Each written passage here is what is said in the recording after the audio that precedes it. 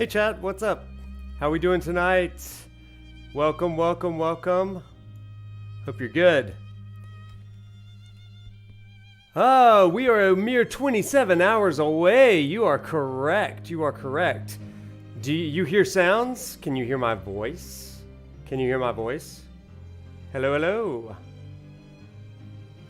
It's good to see everybody. Hope you're good. Hello, hello. Welcome, welcome, welcome. Tonight we're going to try something a little bit different. You're not going to see anything different, but I am going to do a little bit different because I'm going to be playing Final Fantasy 15 while I am reading chat off of my teleprompter, which is fun. So I've got full screen down here, and then I've got chat up here. So that's kind of exciting to see tonight. Hey, what's up, Kaiju Kai? How you doing? Loud and clear. Okay, good. Is this going to be a technical hiccup-less stream? How insane. My Twitch stream lists me under Final Fantasy VII Remake. Okay, well, let me fix that. How about that? Let me fix that. Because we should not be doing that tonight. Thank you for the heads up. There. Streaming is fun because you never know, like, it's always like, how many things do I have to change before I go live? And I always miss one or two or seven, you know, and that's okay, but it's just one of those things. So, yep, there it is. It says I'm in that. So let's go ahead and swap that. And I'm doing it from my phone, which is fun.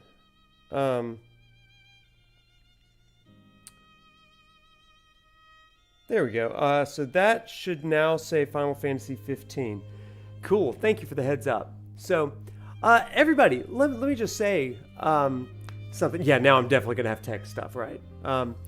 So let me just say tonight, I've got a lot on my mind. Not bad stuff at all. Really good stuff for the most part. But we are, as Sub said, we are 27 hours away from Final Fantasy VII Rebirth, you guys. And I'm so excited for this game. I am hyped. So hyped for this game. Even though I'm definitely going to get Final Fantasy VII Rebirth on Friday night instead of on Thursday, because that's how UPS is in my town. But one thing, and I kind of mentioned this a little bit earlier on Twitter, man, people are like crazy right now.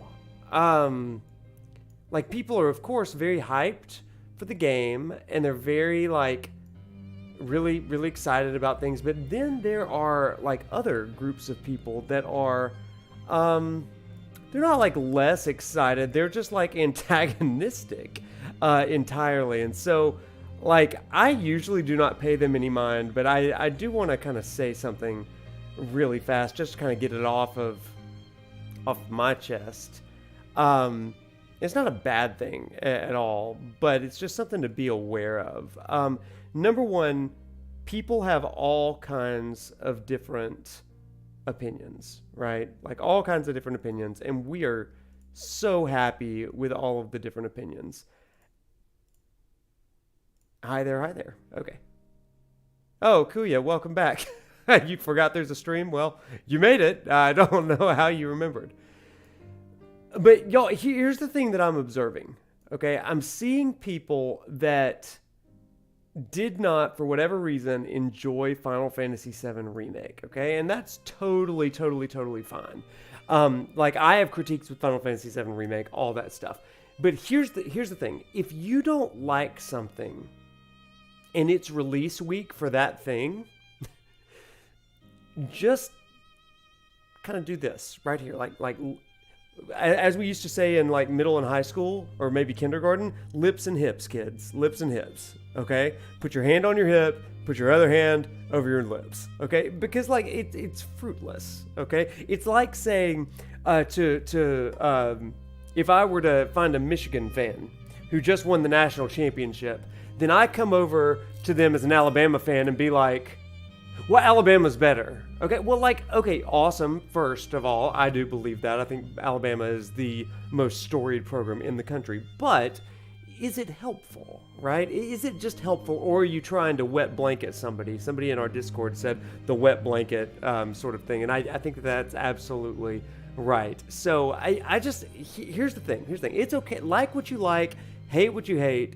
But let people like what they like, and don't like rain on somebody's parade. There's a lot of people that are really excited this week, so don't come in anywhere and just be like, hey, that thing sucks or whatever, So it just drives me crazy.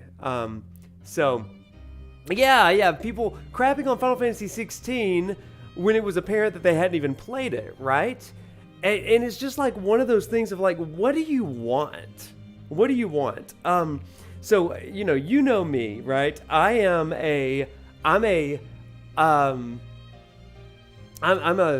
professor and a researcher of religion and religious phenomenon. And here's what I know about this whole phenomenon, okay?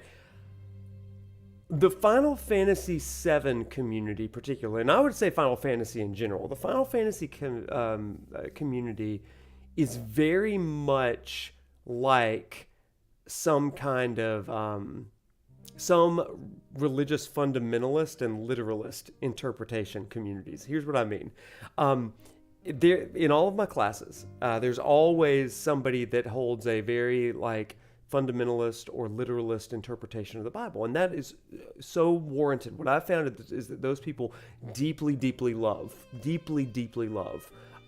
thing that they love, right? And we want that. I want people to love what they love. But what happens is if there's an element of cognitive dissonance, you know what I'm saying? An element of this thing that I'm seeing or hearing from a lecture, like in my classes, doesn't vibe with me, then the first thing that we want to do is we want to go full gatekeep. Okay, we want to lock down and defend what we believe, because somehow this new interpretation or this new representation, it is an attack or an assault on me and what I've always loved and maybe what I always believed. Now, that's how it is in religious communities. I have found that to be the case in the Final Fantasy community. All you got to do is say, what is Final Fantasy? And that question comes up every time there's a new Final Fantasy released. Okay, and so whenever a new Final Fantasy Final Fantasy game comes out, somebody is inevitably going to say, "Is this truly Final Fantasy? Final Fantasy 16? Is this Final Fantasy? It's an action game. I like turn-based." And suddenly you hear it in their voices. What Final Fantasy has always meant to me is no longer what I'm experiencing and seeing, and therefore the franchise has abandoned its roots. It's abandoned itself. It is no longer # not my Final Fantasy. You know what I'm saying? And that's how, now psychologically, this is one of the ways that we deal with that cognitive dissonance. The first step is dismissal. We're going to refute it. We're going to find the flaws in it. We're going to say, absolutely not. That is not me. Gosh, the screen just got really bright, and I'm lit up like the 4th of July over here. So, do you get what I'm saying, everybody? This isn't just Final Fantasy. This isn't just fandoms. This is politics. This is when you learn something new, you hear the ways that people rationalize their own thought processes. We all do it. And the reason that I bring that up tonight, chat, is because when we recognize that thought process, we're able to hear it interiorly. We're able to hear in our interior, in our inner mind, what may or may not be going on. You know what I'm saying? And I think that is a key that we really do have to consider in all these things. Hey, what's up? I see a lot of people talking in the chat. Sorry, I'm kind of on a tirade right now, so if I missed your comment or whatever, I've missed a lot of them, so just feel free to just keep spamming me. So there's that.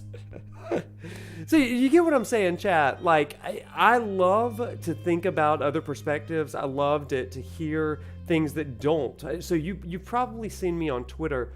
I do engage haters and trolls. I totally do. Because they're good people, right? These are people that have passion and love for something. And there's something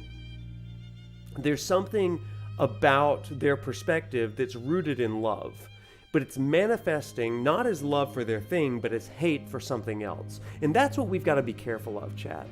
We've got to be careful of loving something so much that it emerges as a hatefulness toward others. Does that make sense, everybody? Yeah, that's one of those things that I just... This is where I just like really get on it, okay? Like we can say whatever we want about the things that we love, but what I would say is be careful not to veer into hate, okay? I think that's so key. That's so key. And man, sometimes it happens. Like I love to like get into this fandom and stuff and like celebrate. So as I have said in the past, you're not going to hear a lot of critique about games from me. I'm not good at criticism. I'm not good at critique. There are people way, way, way better at that than I am. Instead, I gush. Like, I'm like a sloppy lover of video games, okay? And if I don't love something, guess what, y'all? I'm not going to play it. Historically, this is a great example. And I know that I differ from a lot of you on this, and I mentioned this in Discord. I'm personally, based on the 2 hours demo I played, I'm not personally a fan of Baldur's Gate 3. And that's okay, right? I'm not a fan of Baldur's Gate 3, but you don't hear me going into chats about Baldur's Gate 3 and saying, that game sucks, you should play Final Fantasy 7. I just don't do that. Why? Because I love that you love something. I'm just thrilled that you love something. So go enjoy that thing. Why in the world am I going to stop you from enjoying that thing? You get what I'm saying, chat? Man. Whew, boy, I don't know what got me fired up about that. I guess I just see things this week and it just kind of ticks me off, You know what grinds my gears? Now I feel very much like I'm an old man yelling at the sky. Oh, chat. It's going to be a good one. It's going to be a good one. Now, see, here's the thing. The reason I don't ignore it, I fundamentally believe that everybody has good intentions. And so I assume positive intent from the people that I talk to, whether it's on Twitter or in YouTube comments. And for a living, I try to help people work through their cognitive dissonance. I do it in the classroom. I do it in religious organizations. I do it in counseling and care for people. I really do try to meet people where they're at. So if somebody's going to take the time to comment on something that I've created, then I'm going to listen for the things that they love rather than the things that they hate. Man, I hated that video. That was so dumb. I'm like, really? What do you think about it? Like, where was I off base for you? And they're going to give me an answer, and that answer goes into what they particularly care about. And that's what's always interesting to me. Like, I don't care if you agree with me. Who gives a rip, right? I'm just me, I didn't make the game. But I'm much more interested in like, what did you like about it? What critiques do you have that are warranted? Let's get past the, this is garbage. Well, it's not garbage. It's one of the most acclaimed video game series in the world. It's not garbage. So, what are your critiques? And let's have that conversation. Makes sense, chat? I promise you we're going to get to this game. I promise you we're going to get to this game. Oh my goodness. Twisted Yarn, that's exactly right. How much time are people wasting on being mean when they could be enjoying what they do like, And that's what I'm saying to people. Like, if you don't like Final Fantasy 16, bye. Like, go enjoy the thing you do like. Let me enjoy my thing, Oh boy. But again, with Final Fantasy VII Remake, it is a little bit different because you have people... You have people that have a deep respect for the original material, and as somebody that works in a world of religious and academic translations, you're always going to hear people that are like, well, this translation is better, or this translation is more, and all of that kind of stuff. So I think that's an important conversation, but at the end of the day, like, are we gatekeeping things? Hey, Battery Dennis, what's up? You enjoyed 15 Experience, but you were disappointed that it was split over a movie, anime series, video game, novel. Yeah, DLC. Yeah, absolutely. As I say, my friend. I think that Final Fantasy 15 has one of the best stories in gaming, told in the most nonsensical way possible. And that's why I'm here. So thank you for that. Here's a nice segue. Hi, everybody. Welcome and happy Tuesday. Welcome to the stream. My name is Wade, aka ProfNoctis, and I'm so glad that you've chosen to join with us on this particular night. We're going to have a good time tonight. Tonight's stream, we are going to be doing Final Fantasy 15, because this is the game that made me a doctor, made me a professor, and it earned me not only a degree, but this whole channel, right? And so we are so glad to be getting into this. I am going to be sharing with you information that comes from my actual college class without the proper lecture and without the tests and the essays.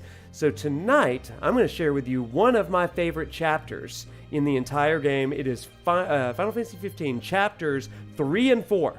And chapter 4 is where we're going to turn up some of the heat on this biblical and ancient Near Eastern kingship illusion. Absolutely, absolutely love it. So, with that, let's get going. Now, everybody, wasn't that just a miraculous kickoff to music? Wasn't that great? Didn't that feel good to you? Felt good to me. Okay, let's get back into it. I think this is the save file that we had. I could be wrong. And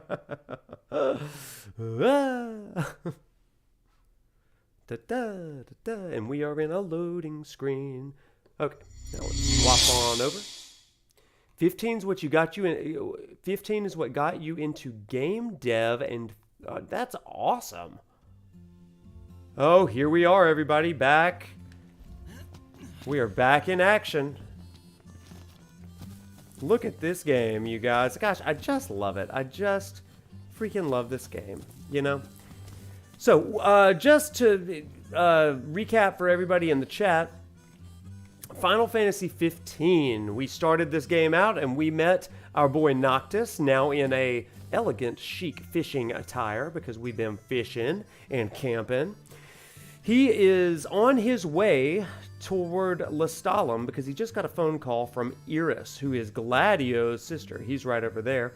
Gladio is the shield of the king. His family is the shield of the kings. And, well, his dad just died because Noctis' dad just died, and Noctis is the king-to-be. We're also joined by Prompto, and we've got Ignis, and these are our 4 guys. Noctis is our main character. This is his story, by the way. And Gladio, Prompto, and Ignis all kind of are along for the ride. Okay, well, let's get into the car, and we're going to let Iggy drive so I can talk to us for a minute. I want to share a couple things that we're going to be looking out for tonight. So, chapter 3, we're going to be finishing up some just kind of everything in order. Small quests, going to a dungeon. But then we are going to embark on chapter 4, and chapter 4 is where things really pick up biblically. And as far as the ancient Near Eastern kingship narratives. So there's a couple things, chat. We talk about what's called the Ascension story in this series. And, oh, this is good music for us to listen to. We talk about the Ascension story in this series. And the Ascension story is essentially the framework that we use to determine whether a king will be a good king or not. The Ascension story begins with a stage called Trials. And we are currently in the Trials of the King. So Noctis is undergoing trials. Chat, mention in the chat what you think. If you remember from our last few playthroughs, trials do 2 things for a king. What are the 2 things that a trial accomplishes? What are the 2 things a trial accomplishes? Beyond trials, though, we have relationships. That's the second stage of an Ascension story. And so in this game, we've already been doing some trials. Today we're going to have the apex of the trials, I guess. But we're also talking about relationships. Now everybody, a good king is going to have 2 proper relationships, okay? And the first relationship they're going to have is, number 1, it's going to be with their prophet. A prophet does a number of things. So if you're a note taker, then this is a great thing to think about. A prophet is going to, number one... So this is the infamous disc. Hang on. Prompto's got a thing. Don't you want to get a shot of you in the meteor? I really don't, buddy, because I'm in the middle of something, but thank you for your love. A prophet is going to do three things. Number one, a prophet... If not now, when? Prompto, shut up. A prophet is first of all going to legitimize a person's, a king's ascension. I've been taking pics of whatever catches my eye. Prompto will not shut up What for do me. you want to see? I want to see nothing really, just keep going. This is amazing. What does This it is matter? like I'm actually with Not my Prompto. camera. I'm trying to do my life, and he's like, hey, Noctis, wouldn't that be fun? Prophets do three things. Number one, they legitimize a king's appointment. They anoint a king. Number two, they discern the will of God. And number three, they serve as a king's counsel and conscience. We'll get into that on Thursday's lecture. There are three other relationships that you have. A protector, usually a general for a king. Number two, you're going to have an advisor, usually a tactician or a military strategist. And number three, you have a trusted friend. Now, these three guys are those three roles, as you can imagine, but these are also biblical roles for our boy David, King David, from 1 Samuel. In 1 Samuel, we learn of three trusted friends that David has. The first is a protector, one of his mighty warriors that goes alongside him. His name is Uriah. You probably know Uriah as Bathsheba's husband. David eventually has an affair with Bathsheba. The second person in his life is his wife, Michal, M-I-C-H-E-L. It is Saul's daughter, and she is essentially a tactician, a survivalist strategist for David, because several times she ends up saving his life. Look at this landscape, you guys, so beautiful. And finally, you've got Saul's son. We're practically running on fumes at this point. Well, go stop for gas, Ignis. Finally, you've got David's trusted friend. His name is Jonathan. Now, these three guys, let's do a little bit of Latin work. Who are my Latin scholars in the chat? Who are my Latin scholars? We have Noctis Lucis Caelum, we have Gladiolus Amicitia, we have Prompto Argentum, and we have Ignis Scientia. The translation for these four names is fascinating, right? Noctis Lucis Caelum can be translated two ways: night of the light sky or light of the night sky. I think that's kind of interesting. Light of the night sky means that he's lighting up the night. Night of the light sky means he's darkening the light. Interesting thing. Caelum also means heavens, but it's like likely warping to translated another to dimension. heaven, sky. Gladiolus Amicitia means sword of the friend. Sword of the friend. Gladiolus is a sword, Amicitia is a friend. Then we have Ignis Scientia. That is the fire of knowledge. How cool is that? Fire of knowledge, and that perfectly goes with him. And then with Prompto, Nice. we This have is pretty big. Quicksilver. City Prompto life or in a Argentum. You got a cable car? I'd like to see where it leads. Now, we just arrived in Lestallum. This is going to be a great thing for us to kind of think about as we go through this town. I love Lestallum. It's such a cool town. It's like a vacation resort vibe, but it's also it's almost got like a slight New Orleans Just need to vibe find to somewhere it. cool. I think it's neat. Yeah. Dude, he's And trying by to chance, sleeping in a nice room tonight? Yes, I'm certain we can secure suitable accommodations nearby. Okay, let's go. Chat. They've got cup noodles outside the city. All right. They got cup noodles, baby. In a few servings in the event our pantry runs bare. Well, We put love it it. on the list. Look at this parking job over here. Like, oh my gosh, is this Tuscaloosa, Alabama? I mean, look at these guys parking over here. This is absolutely Tuscaloosa, Alabama, where people just park wherever the heck they want. Do a brake check? I need to. Crowd? I mean, it's like this all the way to one hell of a crowd. Well, this must be the main thoroughfare. Time to stock up, you're She's right. at the LaVille. Let's go. Too hot to move or do anything else. Too hot to move. It's so hot. Rabbito. I love this city, chat. It's such a cool place. Oh my gosh, that looks like David Vincent. Do y'all know David Vincent? He's a JRPG streamer. He kind of looks like him. Maybe like without like all the buff muscles or whatever, but he does kind of look like David Vincent to me. Do y'all know David? I met him at the Final Fantasy 16 launch event out in LA. Funny story, David is actually one of the big reasons why I am streaming. We were chatting about just our content and stuff, and he said, dude, you've got such really interesting insights on video games and stuff. You need to do more than just Twitch stream. You need to do YouTube videos. And he is the reason why I did my first What is Final Fantasy video, actually, and that's all she wrote, you know? All right, let's head to the Leville. Oh, the voice actor, David Vincent? What did the voice actor do?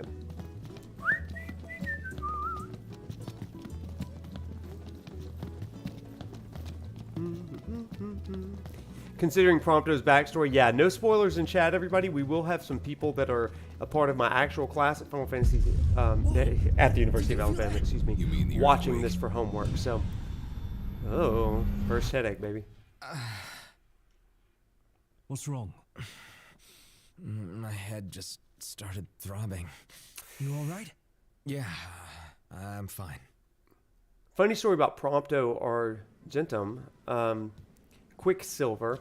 Somebody in my class today that's a bit more of a chemist than I am talked about the relationship between silver and mercury. If you go that a step even further than that, silver as mercury. Mercury is a planet, right? In addition to an element, and then Mercury in Greece was the god Hermes, and Hermes oftentimes called Quicksilver because of a number of different things. Blonde hair, kind of quickness, one of the more light-hearted of the gods. My friend MJ Gallagher does a lot of work with Final Fantasy and things like mythology and stuff. But I had him guest lecture in one of my classes one day, and he talked about Prompto and Hermes, which was really, really cool. Okay, so cosmogony is a really interesting thing, and this is something that we need to talk about right now, okay?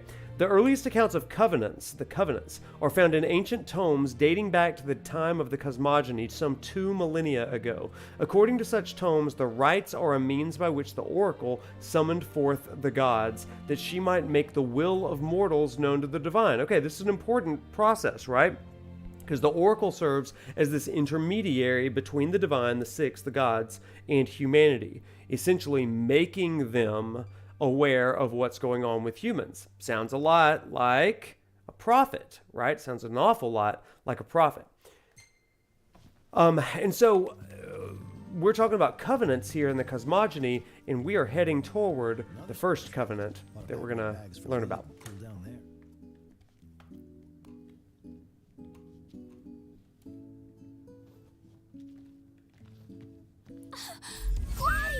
Iris.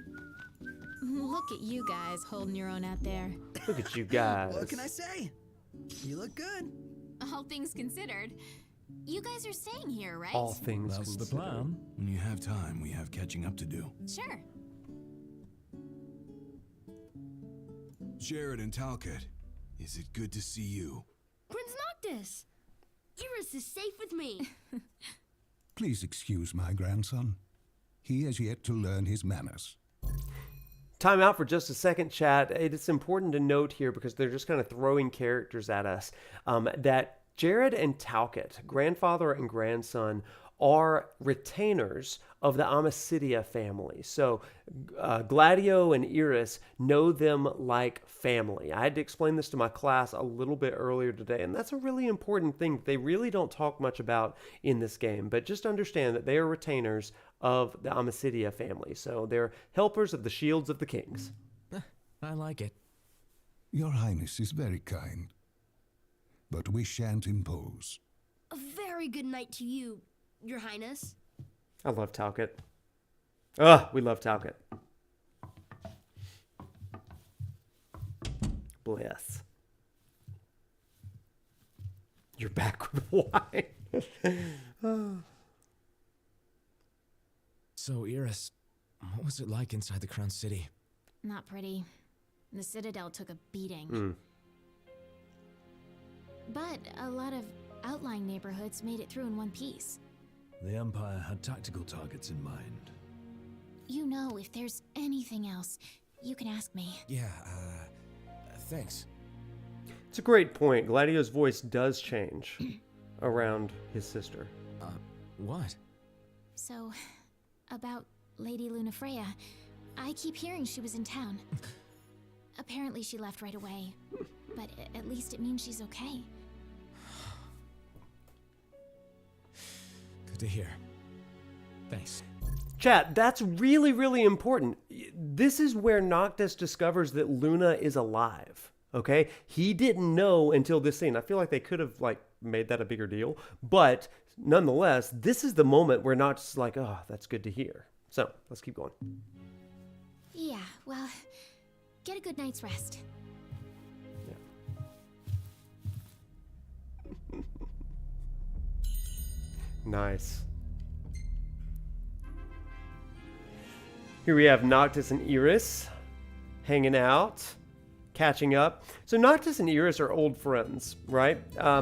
In case you aren't kind of picking it up, or you will in a moment, Iris kind of has a crush on her big brother's friend Noctis. That's kind of like a canon experience with younger siblings, I think, in a lot of ways, where it's like, oh, you've got some cute friends. So look at the levels galore. Okay, we're gonna thank Behemoth for that. Old Deadeye. Oh, let's look at our pictures, friends. That's a very sultry picture of Ignis. Prompto loves taking pictures of Ignis. Oh my gosh, my favorite boys right here. Look at this. Bro time. Bro time, best time. Oh, that's amazing. I like it a lot. So I guess we're going to keep that one as well. We have too many pictures of Ignis, so no. That's a terrible picture. That took a picture of a car behind us. Is Gladio trying to scare somebody? That's so good. I love that. Cuties. Okay. We got to keep Jared and Talcott. And I guess Iris. Okay, well, we kept a bunch. Moving on. There's no such thing as too many pictures of Ignis. Morning, sleepyhead. Morning. Where's Sister everyone? / nuisance. They're out walking with Talcott. They went to see the sights. We should too. I mean, yeah, let's go see the sights, Iris. Sure. Why not? Great. I'll show you around. It seems your patience was rewarding. Enjoy your walk, and please take care. Thanks, friend. Let's go, Iris. For our first stop, we'll check out the marketplace. Wall Follow marketplace. me. Right this way. Come on. I'm going to teach you how to run and move fast, Iris. It's a stroll. It's what we call a quick date. It's even more beautiful out here at night. You're the slowest person. Let's go. So, just hanging out with kid sister here.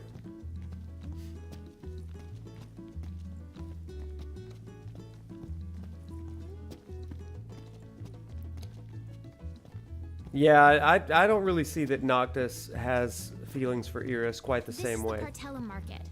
You can get almost anything here. Isn't it great? I'd buy out the whole place if I could. Is that right? Should I act interested or uninterested, chat? Be fast. Interested or uninterested? I kind of want to do interested. Aye. We're going to act interested. Go! Okay. Okay. All these shops seem right up your alley. You know me so well. I do, Iris. I do. I know you so well. Oh, let's look at all these goods. Oh, nice. We can buy materials. Look at all this neat stuff. I'm gonna take a look. You should Give buy just me a sec. something. Done. Uninteresting. Next, we're gonna see the power plant. Okay, well, to the power plant. Hey, guys. Are we gonna greet? Hey. Do I need to buy... no, I'm not buying food ingredients. We'll kill our own stuff. You can't recall everything? Ah, fair. Okay, let's go, girl. Let's go. To the power plant. Oh, look, somebody dropped something. A debased coin. That's fun.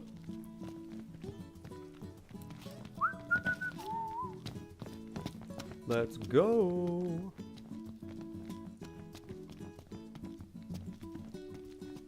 That's the power plant, the driving force behind Lestallum's prosperity. But get this, only women work there. This is neat. As a matter of fact, women are the ones who do all the work in this town. Well, I mean, this is a great place for you, Iris. Sounds like your kind of place. I can see you doing well here. I think so too. It's so different from home. I was surprised at first, but I like it. All right. Next, we're going to the Outlook. To the Outlook. So this is kind of a cool city because all the women are the workers. You can see them walking in zigzags down the end of this walkway as they go very strangely toward the power plant. Yeah. So only women work here, and the men just kind of bide all their time. Now, I'm going to tell you, I'm not sure if this is a progressive statement or if it's just a backwards statement, because the gender stereotypes, they exist, they're just reversed. It's kind of odd. So, like, notice this woman, she's wearing clearly some mutters, some waiters, and she's counting things. She's doing some survey work. Anyway, she works really hard. She works hard for her money.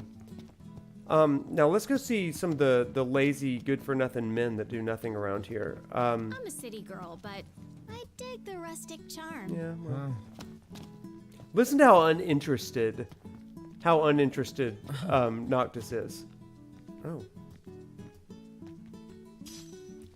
Hey, why were we so surprised by this? Interesting.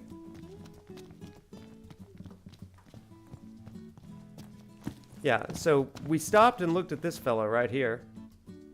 At this power plant worker. Neat. Get me a sandwich, husband. Take care of the kids, husband. The disc really is on fire. Is it safe to go near it? I don't know.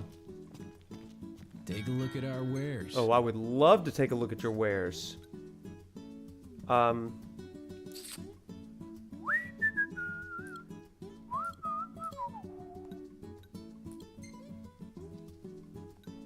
Why aren't any of the stats showing up over there? Interesting. We like Rune Saber, kind of, and a Flame Tongue. We are going to fight some icy boys pretty soon.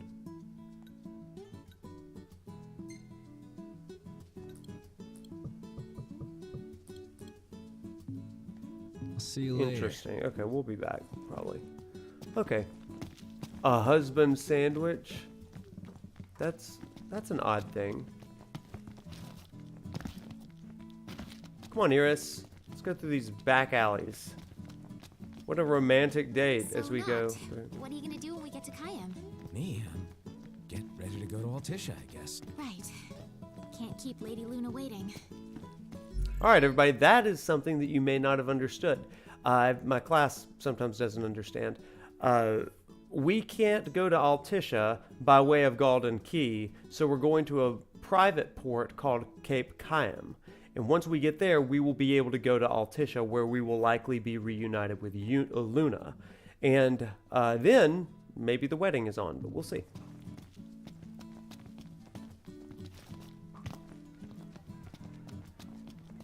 Now, chat, there's one couple of guys over here that I always like to talk to. A lot of tremors lately.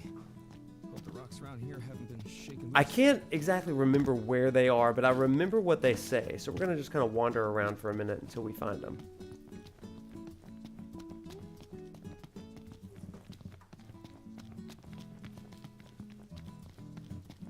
I think they're two guys just standing around, but we'll see.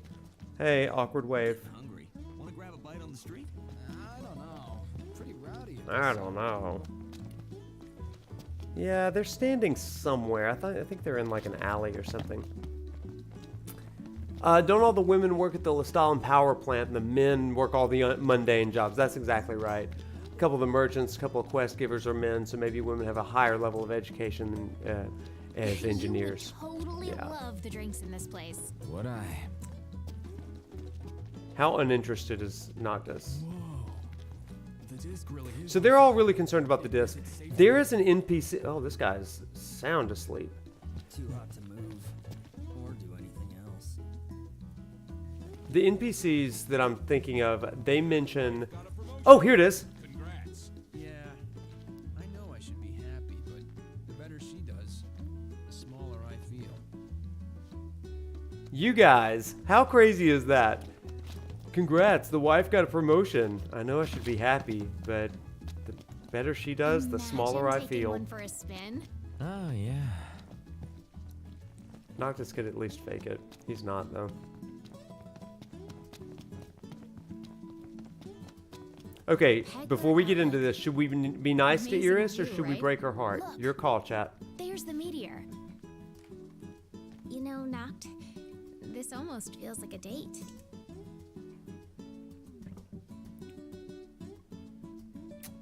What shall we do? Not a date. Oh, God. Break her heart. Okay, broken. Sorry, girl. No, not at all. Would it kill you to play along for once? The others are probably back at the hotel by now. Girl, Let's join I am an engaged man. Ugh. Destroy her heart. The other thing that he can say there, chat, is if you say kind of, he'll say, yeah, but your brother would kill me. And she's like, well, then we'll keep it our little secret. Ah. Let's see if the others are back. Haven't had fun like this since we were kids. We literally walked Thanks, around a city. Yeah, that is true. Shall we agree? Make light. Gladio would deck knock. Okay, let's agree. Oh, hi Ruby, what's up? No sweat. I panicked. I had fun I panicked. You did? I'm so happy to hear that. Anyway, the Be thing I bought somewhat today, nice. It's for you. But it's a surprise. It so really you're gonna have doesn't. to wait. No, Ruby, it's so good to see you. Hey, look who's back. Welcome back. Talcott. Go on, How have you tell me what been? you told me. You got it. Oh, come now, show some respect. Whoa, no need to respect me. I'm not royalty. So, That's so there's true. this legend about a sword, and the sword's supposed to be behind a waterfall nearby. It may well be one of the lost tombs. One of the last Check it out. tombs. Sure. Yeah, Thanks we for the always tip, take Talcott. tips from 8-year-olds. Let's go. Oh, hey This sounds Iris. dangerous. Will the four of you be all right? We'll be fine. All right, boys, roll out. You've been writing papers for college? Oh my gosh. Jerk professors assigning papers, am I right? The boy barely wants to be engaged to an older woman he hasn't seen in 12 years. Can you imagine? Man, I don't know, Smith. I tend to think that Noct is very into the prospect of marrying Lunafreya. Folk here are real friendly. He seems everybody greets guarded but Takes excited, some you getting know? But he hasn't seen her for 12 years, even though they've been pen pals. That guy needs to move. Noct is taking the wheel, mainly because we need to get into this parking spot. Everybody out. No, don't park. I need to get gas. I need to go get gas. So what's next? Ask around a little? I did the It's wrong up to button. Noct. I pressed the wrong button. Okay, we're gonna manual, and we're gonna Ready? wheel her around. Let's hit it. Roll out. Okay. Oh, Nori, that sounds so good. For real, though. There we go. Now we're gonna park. No, no, no, don't do this. Don't do that. Don't do this. We've done a terrible thing. Maybe we can't get gas here. Maybe that's the problem. I do love the Final Fantasy IV music. Holy crap. I'm just trying to get to that gas station. Okay, listen, Iggy. I'm going to let you drive because I just don't want to. Quest location. The sword in the waterfall. Let's go. Everything in order? Yep. Go next. It wouldn't let me drive off the it wouldn't let me drive off the thing. So, go figure. It kept taking me to this. No gas. Off we go. Now, if we run out of gas, then I'm going to murder Ignis. Like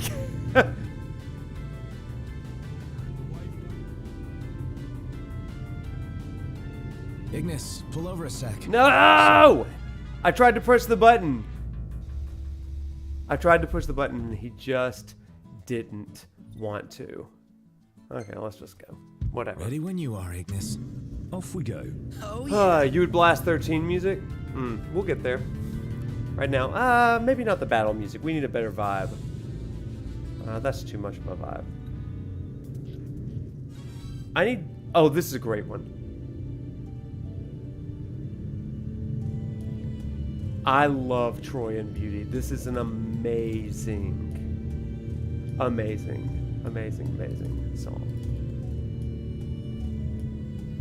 There's a great Celtic album of Final Fantasy IV called Celtic Moon. It is so beautiful. Oh my gosh. One of my all-time favorite albums.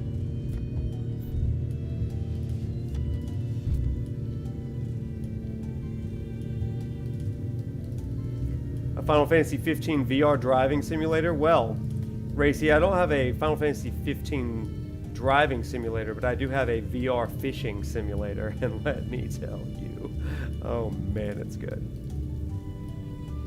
Oh, this is beautiful. I just kind of want to vibe to this music. Can we just vibe for a minute, chat? That'd be cool. Let's just sit back and relax. This is like a...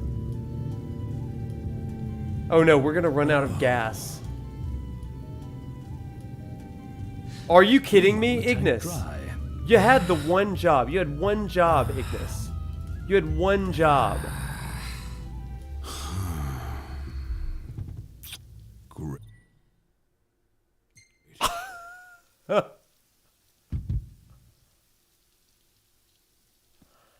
I am so mad.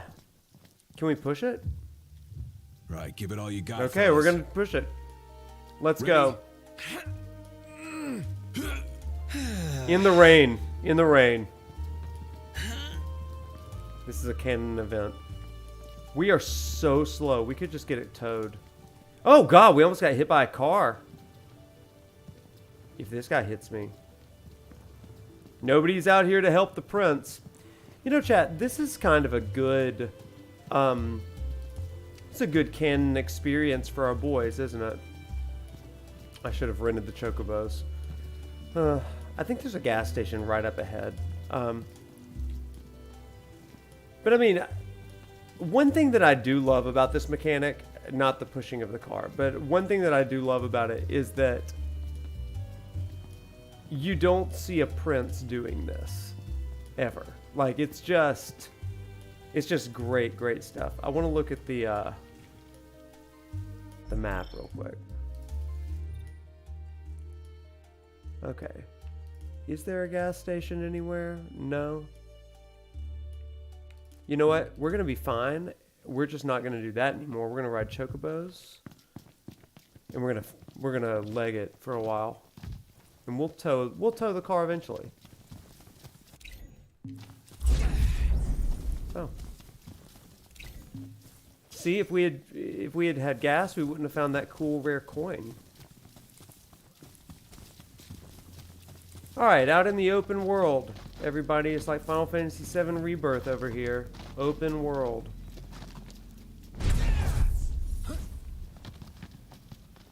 Alright, let's get to going. We didn't talk to the food guy for the map details. You're so right, Amy. Shakes, your brain aches. Yeah, sort of seismic shock to the system. Curious. There is a gas station close to my destination. You're right. Let's just take a look-see. Nope, not that look-see. Map. Thank you. I could tow the car to Hammerhead. No, that is forever away. Never. Let's see. So if we just keep walking this way. Okay. Well, I mean, I guess we'll have to tow it to Hammerhead anyway. I guess that is fine. Oops, sorry. Tow car to Hammerhead for only 100 gil? Wow. Cleared up. Yeah, I know. I'm just going to tow the car and get gas instead of running. I thought better of it. And then we're going to try to fast travel. And that'll be fun. Yeah, the fast travel is going to help us here.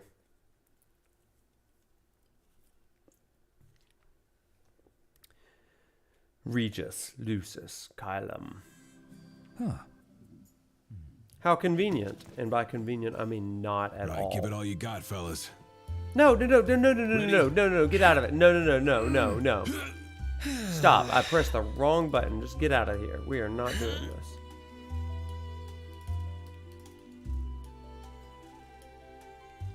Okay. We are not pushing all the way. Okay. Get some gas, how about? Wouldn't that be fun? Refuel for 5 gil. Okay, Cindy. Prof is going through it. This is my trial. It's revealing my heart, and it's increasing my reputation, and increasing Cindy's paycheck.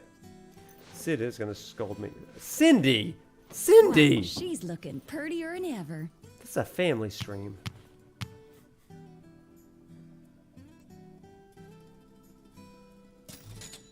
The tank is full. Okay, get in the car, everybody. We're going to auto, and we're going to go to a quest location, and that's a 9-minute drive. We're not doing that. We're going to go fast travel. I guess that's as far as we can go. Fast traveling. Let's go. Lies, Prof, lies. We try to make it a family stream. It's not always successful, but you know.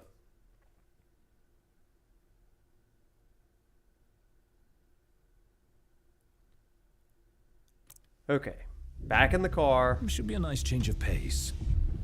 Oh, it's nighttime. This is a terrible idea. Okay, back in the car. Back in the freaking car. Ignis, stop it. I don't want to hear it. I literally do not want to hear it. The roads are perilous at night. I need you to leave me alone. It's head been a back into day, town. Ignis. It is. I'm taking over for you. I'll take the wheel from here. So be it. Since you're a I coward. only ask you keep the recklessness to a minimum. Okay. Goodbye, Ignis. It's rather I dark will out. leave you on the side of the Sure we road. can handle this. I can see fine. Take a load off for a while. That's right. Just rest your eyes, Ignis. Okay, now we go straight, veer. No, we're going to back up, turn around. Then we're going to go left. Then, okay, got it. Right, got it. Okay. We need to do a U-turn here. Okay, now let's go. There's a camp over there if we need it, though. Ah, we're fine for now. Now we're going to veer right. He is right. But you know what? How long, O Lord? We're quoting the psalmist now. How long, O Lord? Okay. Now hopefully no demons are going to show up in front of me. But you know what? That's okay. We're just gonna vibe with the good energy here. Good energy. Oh crap, not through a tunnel. This is where demons lurk. If we find a demon, we'll fight it. Yeah, way to jinx it. Just go faster. Hit the gas, Noctis. Our tank is, like, decreasing already. Are you kidding me? No. We're only good vibes. Only good vibes. We're gonna make it. Y'all, can I tell you something? You can't see it. Oh, no! Are you kidding me? No! I'm not gonna tell you anything. Because I'm about to fight something. Where you at? Where's the demons? Oh, they're up there? No, you don't. Why did we stop way over here? That's so dumb. Ready? Let's hit it. Okay. Stop your whining, everybody. Okay, we're gonna make it. The demons maybe have gone away. Go, go, go, go, go. Go, go, go. Oh, look, there's a rest area right over to the right. Now, which way do we go? We take a left here. Oh, fast! There we go. We're golden. We're golden. That was a tight turn. I'm a good driver. I'm a good driver. Oh, look, look, look. Looks like a little lit up rest area. See that, Ignis? See that, Ignis? Look how safe we are. Where?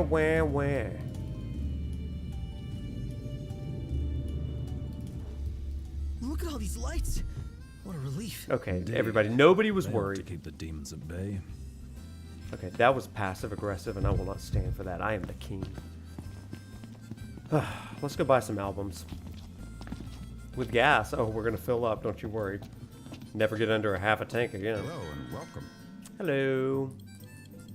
We want to... Ooh, iron shelf recipes. It's a lot of money. Thank you kindly. Oh. Final Fantasy 11? I can live without that.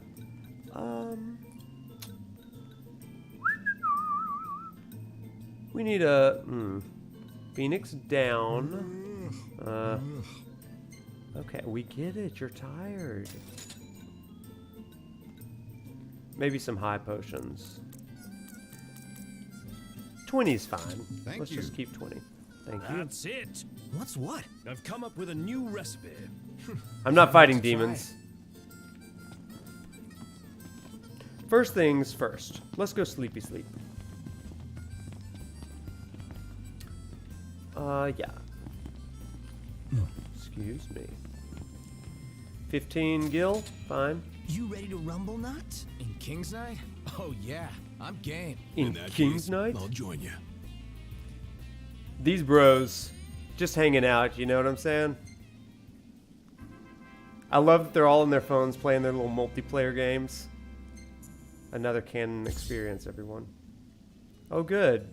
Prompto's now going to take random selfies. This place really grew on me. Friends and lovers. Gladio. Huh? Noctis. Oh, that's when we found that coin. Remember that moment? It was really touching.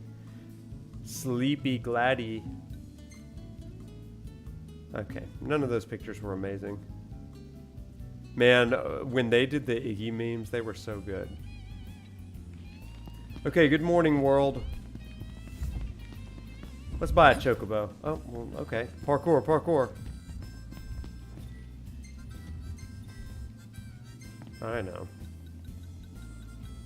We can only buy it for 4 days. Somebody threw away some lures?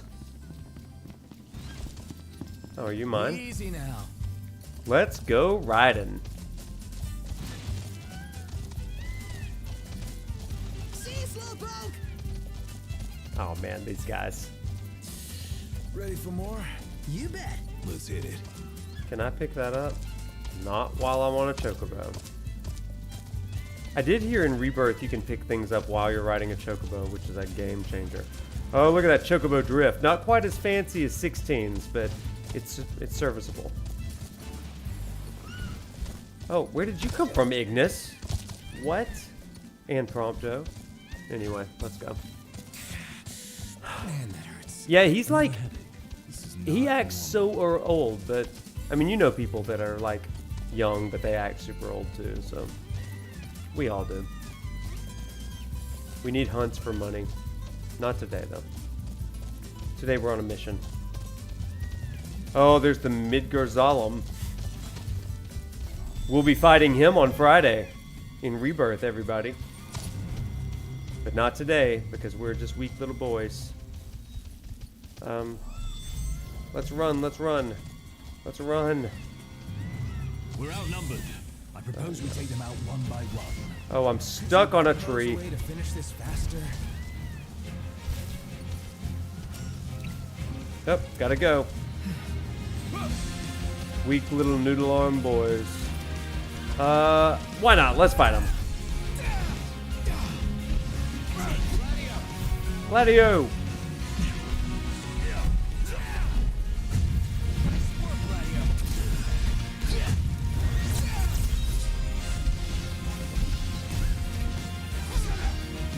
Ow. Ow. Oh, hi there, opening.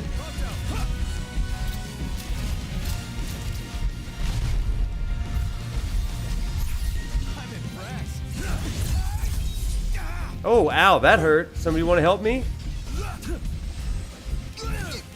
It's fine. I can help myself.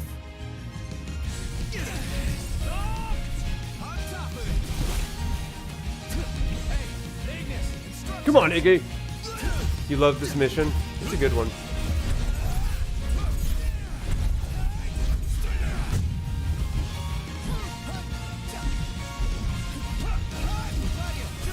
Come on, Gladio!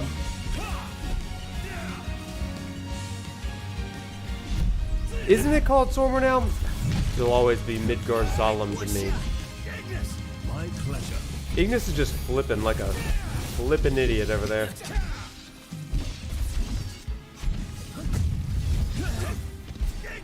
Of course. Bam! Pretty rough. He's like Simone Biles over here. That's it. What's what? I've come up with a new recipe. I could taste test for you. Ooh, a creamy crustacean. Oh, wow. That's so exciting. Ah, pretty waterfall. Let's see if Tao gets it right. The legend says to look behind the waterfall. What does the waterfall say? I think it says, come in. Hey, chat, what does the waterfall say? Wouldn't you know it? An entrance. Looks like the legend checks out. This place gives me goosebumps. Double back for our coats? What's the point? All the memes. Little chill won't kill you. Come on, boys. This way. Prompto always on the ground in battle. Earlier today, chat, this was awesome. Earlier today, I was asking everybody in my class, hey, what's the Latin for these names? And we went through Noctis, and we went through, all these other characters, and then somebody said, oh, I know what Prompto is in Latin. I said, what? He said, useless. I was like, oh. He said, because he's always dead. He's always dying. That's pretty funny. My camera is getting choppy. I just kind of noticed that. So, yeah, I don't know what's going on there. We're going to see. We're going to see. We're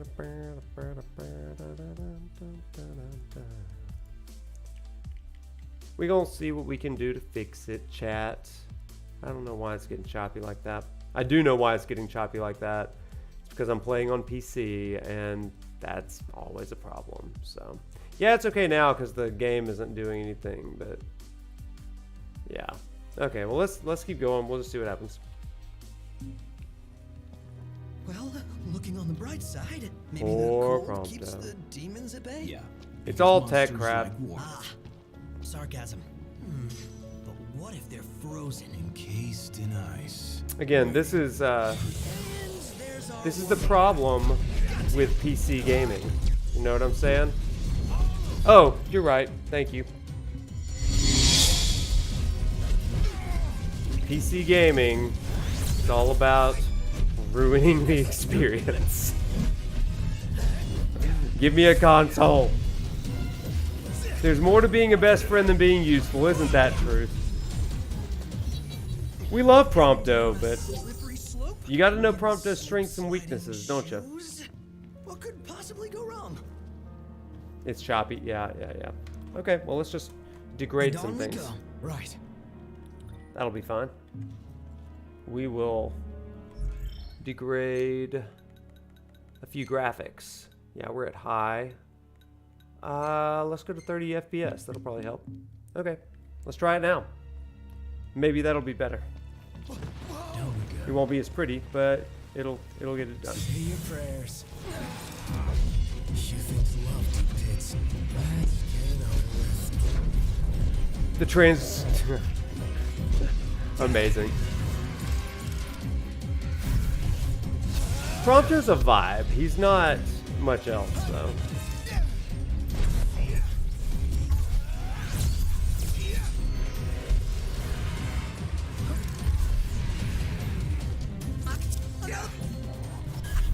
My dumb friend's down there.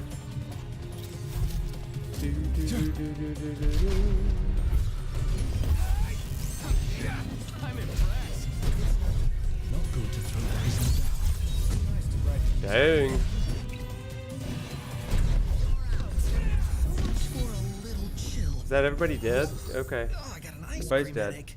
Without the ice cream. He would be a great virtual photographer. I mean, No technically. use hanging around here. Indeed. This place always gets me so turned around, chat. So. I really hope we didn't come Hey, here what's up, for- Miss Moon? Welcome. Sure, there's something if we look. Sure there is. There always is. Do we hop down here? No.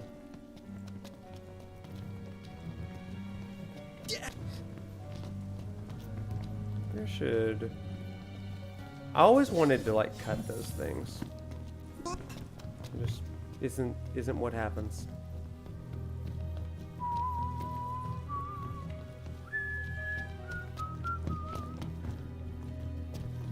Hey-o! Ready the counter. Oh boy.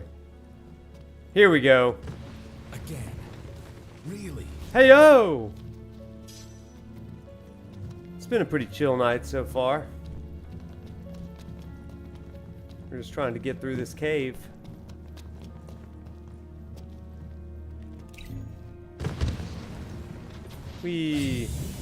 Oh, one of these guys.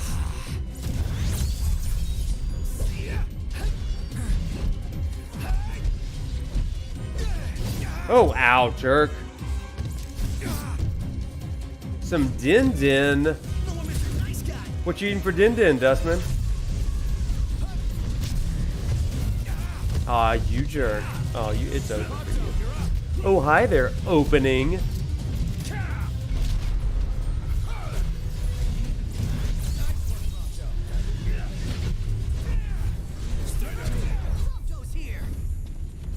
Oh, is everybody dead? Oh, no, these guys are alive. Got it. Next thing I eat now. Eyes peeled, mouth closed.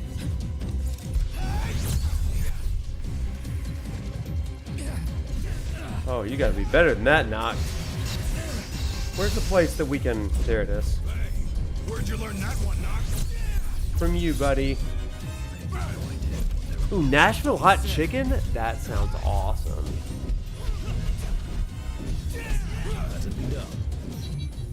Yeah, Robbie Damon is so... He's very versatile. We love him. Really? Again? Oh my gosh, more demons? Random encounters are crazy here.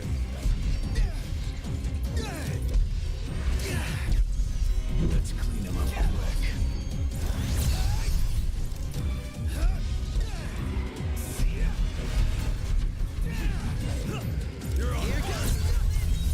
Okay, there we go. Just keep on zapping. Keep zapping, everybody. Toe's been intoxicated. He's intoxicated. In public? Oh yeah. Okay.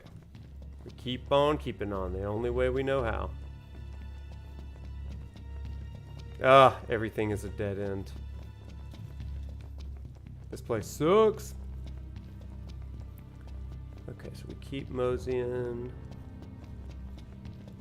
Oh, what did we find here? A star pendant, Prompto. Maybe you need that. You're on fire today.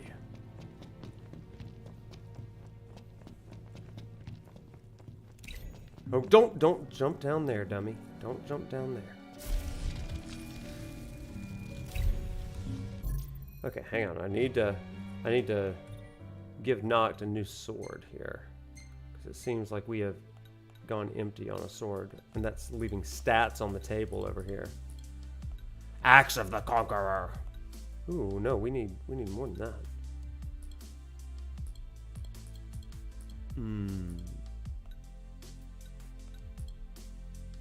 With a Masamune. A war sword. Like a war horse. Genji blade. Nothing for you. We're good with all that. Ooh, a circular saw. Oh gosh, his health goes down. Whatever, we'll give him that. Okay, let's go. Wait, what did you say? Some good beef too? Oh, I thought you were talking about her mashed potatoes. You're talking about me getting spicy.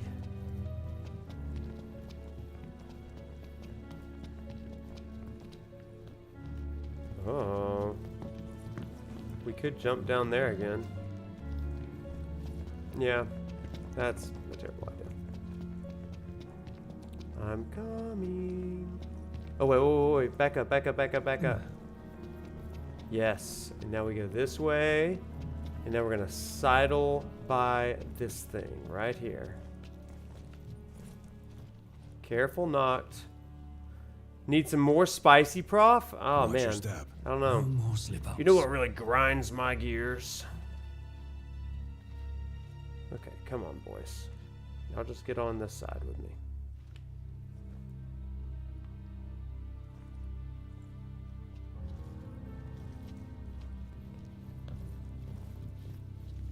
Oh, some fire. Thank you. Did anybody ever use a lot of magic in this game? I know some people do. I never really did. There's certain battles that are helpful for it. That. Oh my gosh.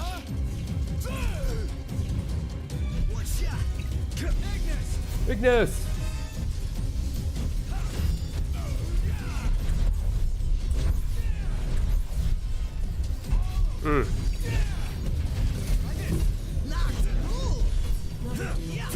Noct rules.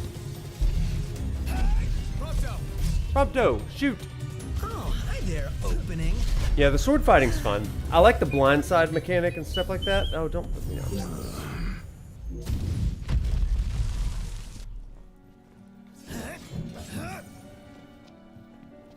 Okay, everybody stay. So, the glaive is through here.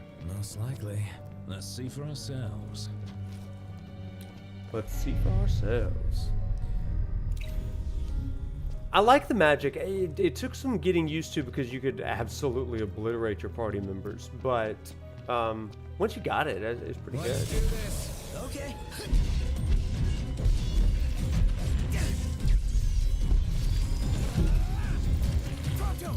Oh, this guy is awful.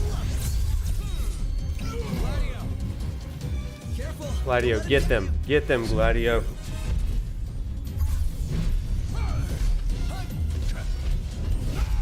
Oh, no. Ow. Oh, that was pain. That was some pain. Ignis. That was really painful. Heal cast mixed with fire and poison. Yeah, that was incredible. The ability to do that. I'm really excited about fusing materia in Rebirth. I think that's going to be fun. The Prince of Pain. Prince of Pain? Oh no, he just killed Gladio. Hit him! Hit him, Ignis!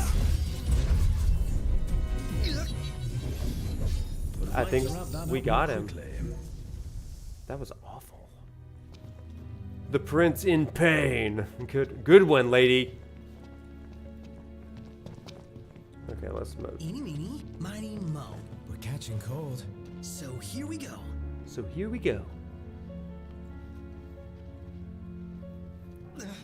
I'm freezing. Oh, what I wouldn't give for a hot bowl of soup. Soup. We're almost there. We gotta be, right? Kinda. We'll get there when we get there, Prompto. We'll get there when we get there. Okay. In we go. Oh, this is treacherous. Let's go ahead and heal our friends. Can we heal our friends outside of battle? I guess not with a potion. We can't. Well, we could give him an elixir. Oh, that feels excessive, but we'll do it. When I say the lines verbatim, isn't that the truth? I do. Hey. Knock, knock. We're there. Knock, knock. We're there. Finally. All right, time for some Lovecraft.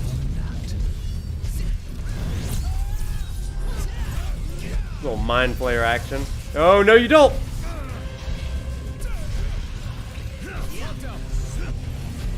Oh, hi there. Opening. Extraordinary, Gladio. What did you expect?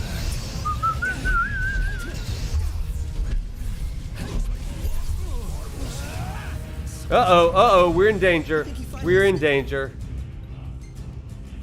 Somebody help him out. Noctis is very confused right now. Excuse me? Forgive me.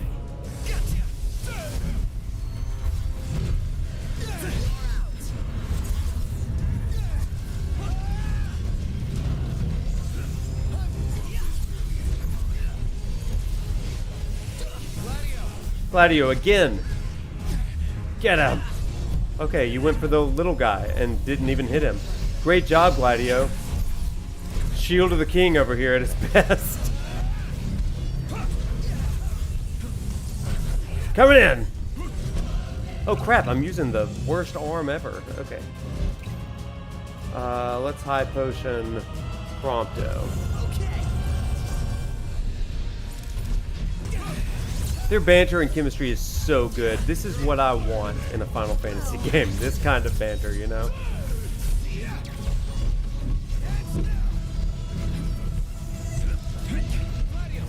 Say your prayers. Say your prayers. Doesn't it?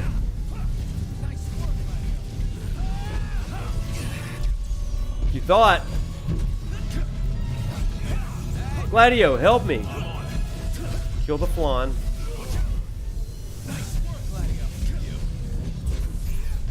Ooh, ow, that was pain.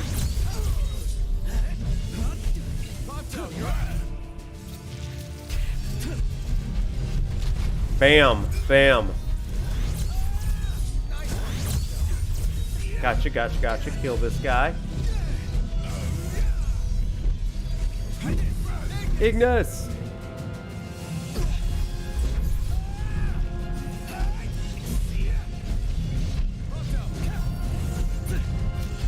I like being able to use all the different guys like this. It's just really good to me. Oh, we got him. Does this mean we can go back outside? This means we're going to go get a... I'm starving to death. And yet we're all very much alive.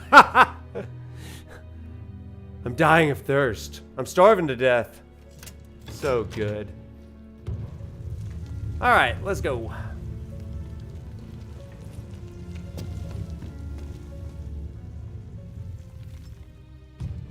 The banter in 16 is what I kind of wanted to. I love 16 with all my heart, but...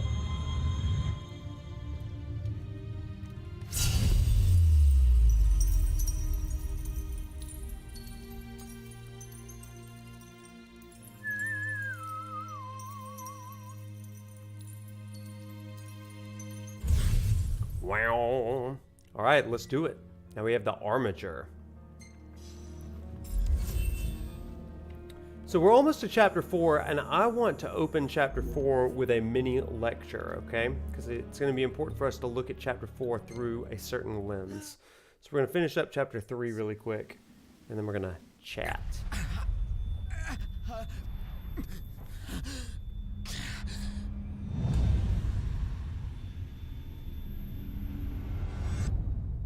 Noct, you okay? What did I... Where was that? What is it? A hole in the ground. Something burning. Hmm.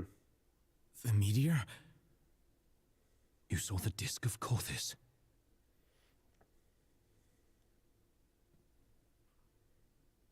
Let's make our way back to Lestallum. Yeah, gotta report to Talcott. Gotta report to Talcott. He's the boss.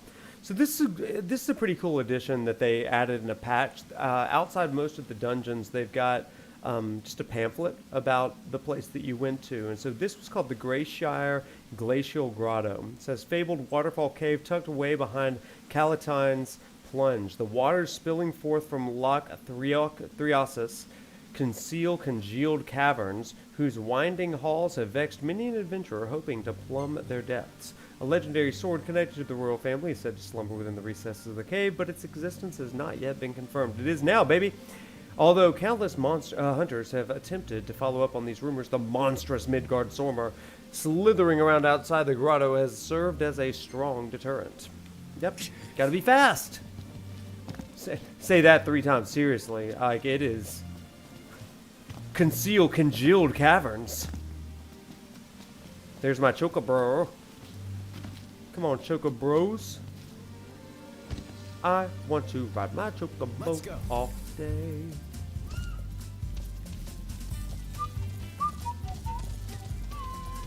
I'm going on ahead.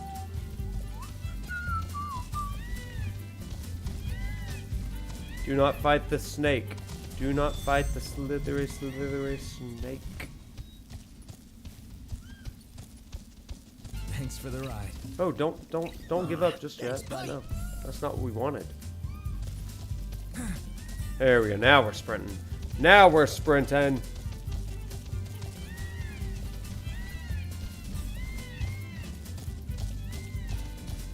Chocobos are such loyal companions, and we love them. We'll occasionally trot to assist Noct in battle. We love that. Congratulations.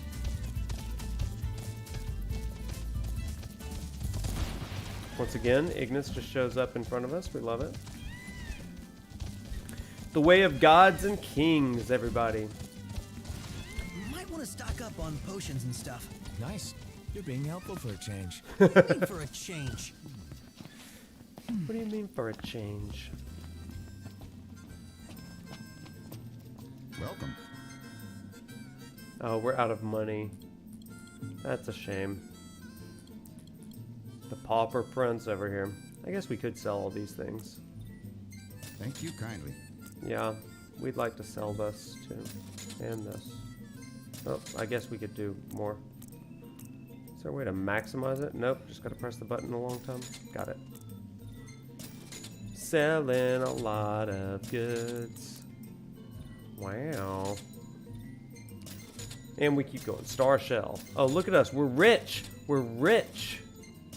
Chocobo's helping on my quest.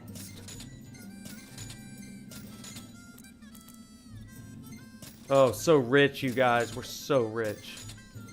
Oh, love that rare coin we found in the middle of nowhere because our car broke down. Come again. We're so rich. Back to Lestallum. Let's go, boys. Bye, Chocobo. We'll see you later. Alright, we're going to auto it. Nope, we're going to auto it in the quest location. And we're going to fast travel. So that's the way to do it. He looks so oily. American Express. That's so good. Oh man, oh man. So, everybody, the Damn, this place is hot. Just take your shirt off. Like you? No way. What, too embarrassed to show your scrawny body? Hey, I got muscle. You just can't see it. If you say so. So, Smith, you bring up a great point. We're going to stop in just a moment and talk about all of those verses and scriptural passages that I asked everybody to read. So, just a few cutscenes and we'll get there. Welcome back. Your story came to a happy end. Well, well. Well. Talcott. You're welcome. Thanks, Talcott. You're the best. Oh, excuse me. Hey, Iris.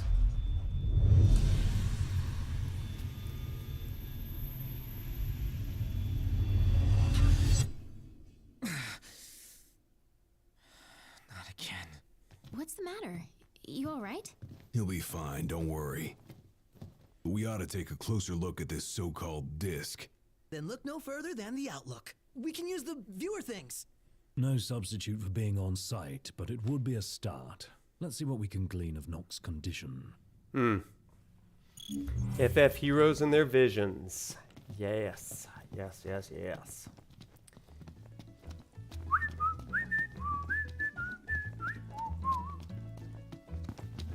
Let's run down here real quick.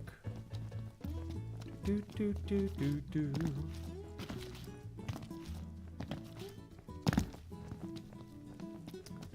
Let's go ahead and change our clothes real quick, because we're going into an actual like story segment.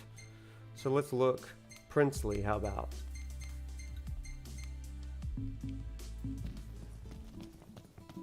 You're an FF hero, Jeffrey. What's up?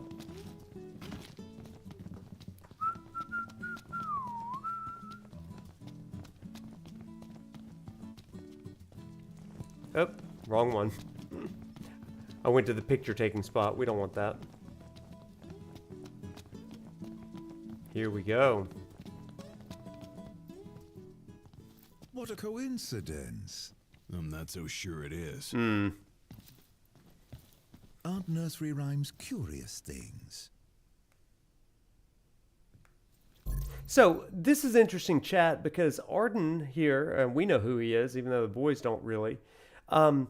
He's about to share a nursery rhyme, and sometimes nursery rhymes have a tendency to explain larger things about the world. I think of nursery rhymes that, if you've ever been in a Christian or church community that values prayer, one of the things that they sometimes say and teach children, it's haunting. We talked about it in my class today. But a common nursery rhyme is, now I lay me down to sleep. I pray the Lord my soul to keep. And if I die before I wake, I pray the Lord my soul to take. How horrifying is that, right? So nursery rhymes and these lullaby type prayers are kind of interesting things. Now listen to this nursery rhyme lullaby thing that Ardyn now says. Like this one. From the deep, the Archaeon calls. Hey, Nelson, what's up? Yet on deaf ears the god's tongue falls. The king made to kneel in pain, he crawls. Now, that's great because this is, he's talking and subtweeting basically Noctis here. It's like in pain made to kneel. The king made to kneel in pain, he crawls. Now, listen to the reaction of the Crown's Guard here, right? Listen to the reaction of the Crown's Guard, because Ardyn is saying, yet on deaf ears the god's tongue falls, the king made to kneel in pain, he crawls. The immediate response is, So how do we keep him on his feet? they're looking to help their friend, right? You need only heed the call. Visit the Archaeon and hear his plea. I can take you. We in? I don't know. We take a ride? But watch our backs. Fair enough. Let's do it. What a great picture right I'm there. not one to stand on ceremony, but such an occasion calls for an introduction. Please call me Ardyn. Come with me Ardyn. to the car park. That's where I left my automobile. Well, we're gonna have to sleep before we She's go a on this little dear journey, thing. so Pales next to your regalia, but she's never let me down. good to keep in mind, yeah. So, we take 2 vehicles, a convoy of sorts, Kind shall of. we? He's gonna make us sleep, so we're gonna have to go sleep or wait till morning or something like that. So we'll do that real quick.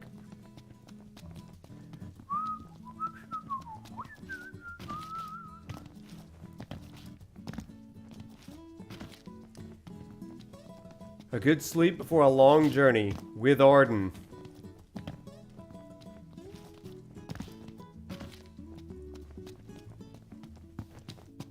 Yep, not you. You. Oh, greetings. Will you be staying with I us? will be, because I want that 1.5 Oh, XP. sticky and gross. I need 2 good nights sleep. Huh. But first, it's time to look at pictures. And gain some levels. Heck yeah, oh, lots of levels, wow. Gladio, you're almost... Okay, so there's Ignis trying to figure out his phone. Perfect timing. Was it? He's getting eaten by a flan. That's magical. Oh, Ignis versus desserts. I like that one. Cold Knot. Man, this place was crawling with nasties. It was. Who's in the background back there? Notice the person in the background going like this. That's funny. Prompto always has time to fight and take photos. Oh no. There's Ardyn. Got to keep that picture. That's pretty.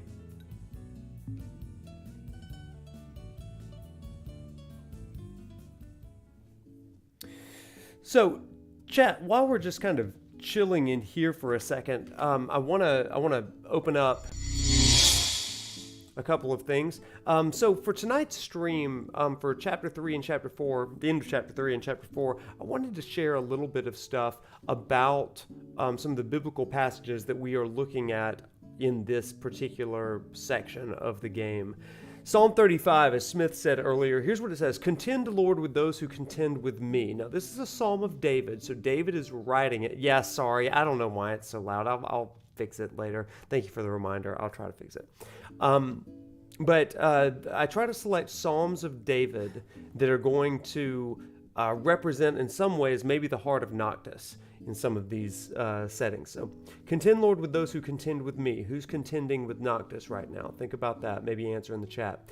Fight against those who fight against me. Take up shield and armor. Arise and come to my aid. Brandish spear and javelin against those who pursue me. Now, this is really interesting because how have the divine and how have the kings, how has Noctis's world given him protection, and therefore how have those in charge, in this case the divine and the Psalm of David, given him protection? Well, it's through a shield and it's through a spear, which is very much Gladiolus and Ignis, who fights with we have the shield of a king and we have the spear of the king as well.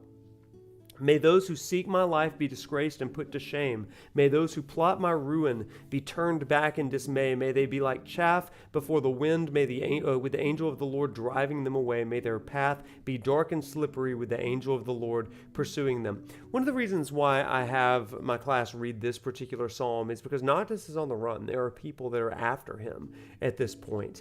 It is as though he feels betrayed. It's as though he feels as though the world is kind of against him, and it is in many ways. And so verse 17 I think is really interesting. It says, "How long, Lord, will you look on? Rescue me from their ravages, my precious life from these lions.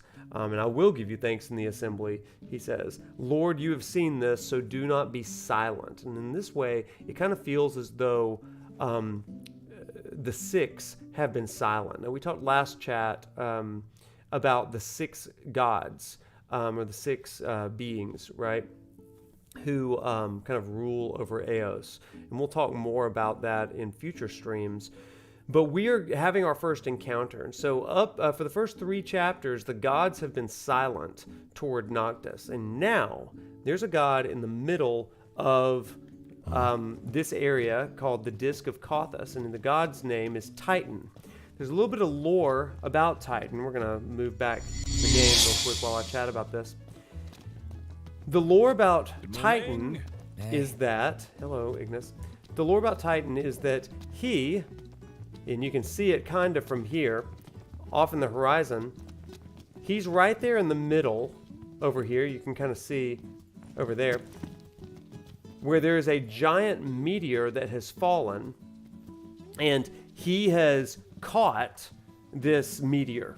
And so he's got this kind of, we don't know much about Titan, but we know that for whatever reason, a meteor fell upon the Earth, and Titan did not want creation to be destroyed. And so what did he do? He intercepted and caught the meteor and has been keeping humanity safe from it.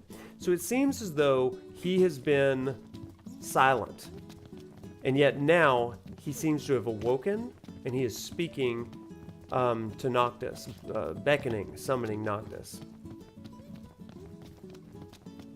Hello. All set? Let's drive with Ardyn to the disc. Allow me to do the honor of assigning your driver. I choose you. Like a Pokemon. We're gonna take the wheel. We're gonna follow behind Ardyn. Fine by me. You drive your car and I drive mine. Sounds With great. that decided, let us be off.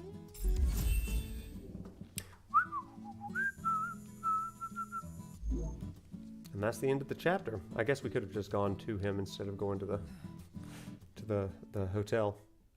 But that's okay. We're fine.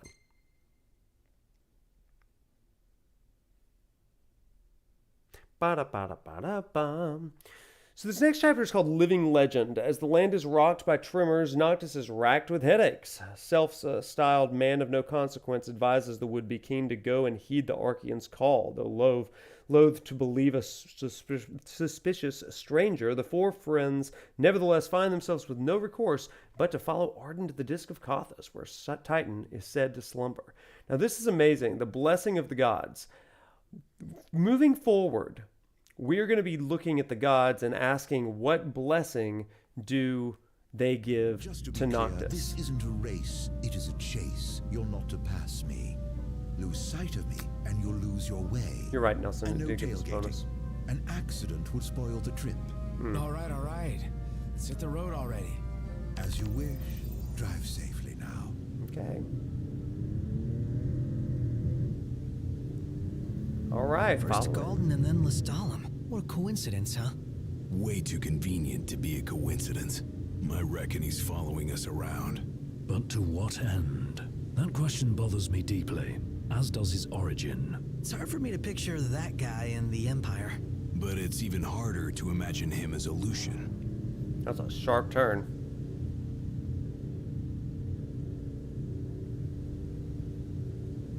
Hard to imagine him as part of the Not rely Empire. on him. But he may be our only way in to the Disc of Cauthis. What's His Highness's opinion of this Ardyn?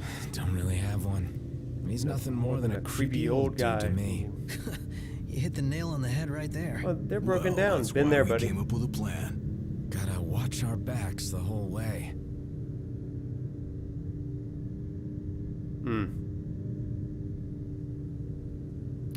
Great J. Jonah Jameson, yeah. How are the headaches? Fine for now, but they come without warning. Wouldn't want to have one behind the wheel. Stop if you need to, all right? I'm not stopping. I'm turning. Okay, off we go.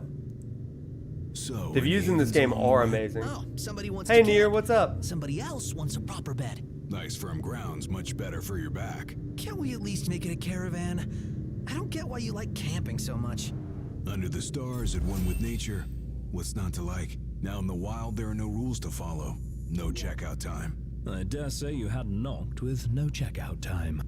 What say we Nier. call it a day here? What say? We continue on to Cauthis.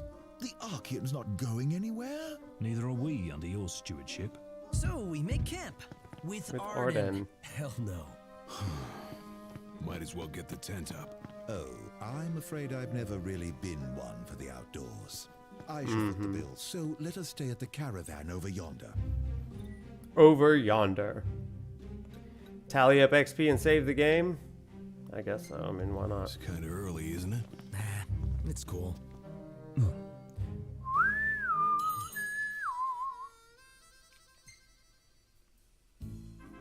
Okay, so we're calling it a day early.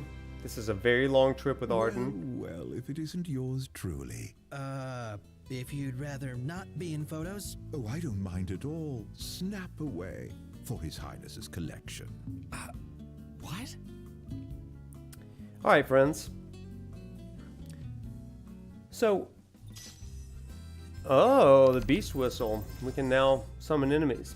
All right, friends, so this next part that I want to show you, this is incredibly, incredibly, incredibly important, and I think I see it in the chat as well. This next scene is a missable scene. What is my phrase about Final Fantasy 15? It is the best story in Final Fantasy told in the most nonsensical way possible. And this is part of the reason why. In addition to there being a companion anime, prologue, script, a Kingsglaive movie, novels, and all the other things, Ultimanias and stuff like that to understand. But this thing right here is so important to the story. And I want to make sure that you see it. And we're going to process it together. Now, if you've played this game before, then you've seen the scene in its entirety. I'm going to stop at a couple of key points for us to dissect this. Okay, so this is incredibly, incredibly important. And it's one of the only backstories that we have for Luna. Now, chat, we talked a couple of streams ago about how Luna was concerned, or well, there was a concern about Luna marrying Noctis. What was the concern?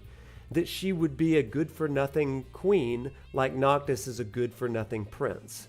That she would no longer be in their towns and villages. And so she had to hop in to the radio station, and she told everybody, you don't have any need to fear. I will continue to be in your towns and cities, villages, just as I've always been. I will continue to bless you. So we don't know much about Luna's role as, quote, Oracle, but we know that she's in their towns and she's in their cities, and this is where we learn what she does. So, chat, with that, let's dive in to this scene. Cover your ears. This is going to be a loud transition. There we go. So, you trigger this cutscene by simply walking up to the radio. My blood is true. As my mother before me, I'll work to bring peace to one and all. That marks the ascension of the youngest oracle in history. So they're kind of doing a like interview. Anytime there's like a special moment, think about the royal weddings that we've had during our lifetimes.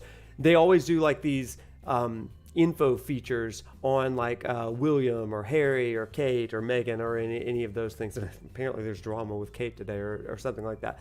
But this is what they're doing. They're talking about her ascension speech as the Oracle. She was the youngest Oracle in history, probably because her mother died. Remember, we saw that in Kingsglaive. And here we've got these three guys that are listening to it. Let's watch. Is it hard giving blessings? It would be selfish of me to complain of my burden when so many suffer and wait. I hope they trust I will not rest until they all know solace. The world watched on with worry and wonder as the young girl grew. I understand you have a message for us? If you know of any who are bedridden or unable to come to me, pray, send word, and I shall go to them. I follow my calling. I will not halt my steps for anything else. In time, her strength would become an inspiration to all. What is your opinion of the treaty? When war has ended, so too will suffering subside. The treaty is a momentous step towards a brighter future. Let there be no doubt. We walk the path of true peace. You hear all that, chat? Totally missable. Now, if I click on this button, we're going to see an actual cutscene about this thing. So, a couple of things for us to think about, right? A couple of things for us to think about. She says, specifically in there, I will continue to come and bless you. And if there's anybody that's bedridden and they can't get to me, call me. Let me know, and I will go to them. This is the kind of oracle she is. And to see exactly what she does, we're going to watch this scene here. I hope she's okay, wherever she's headed.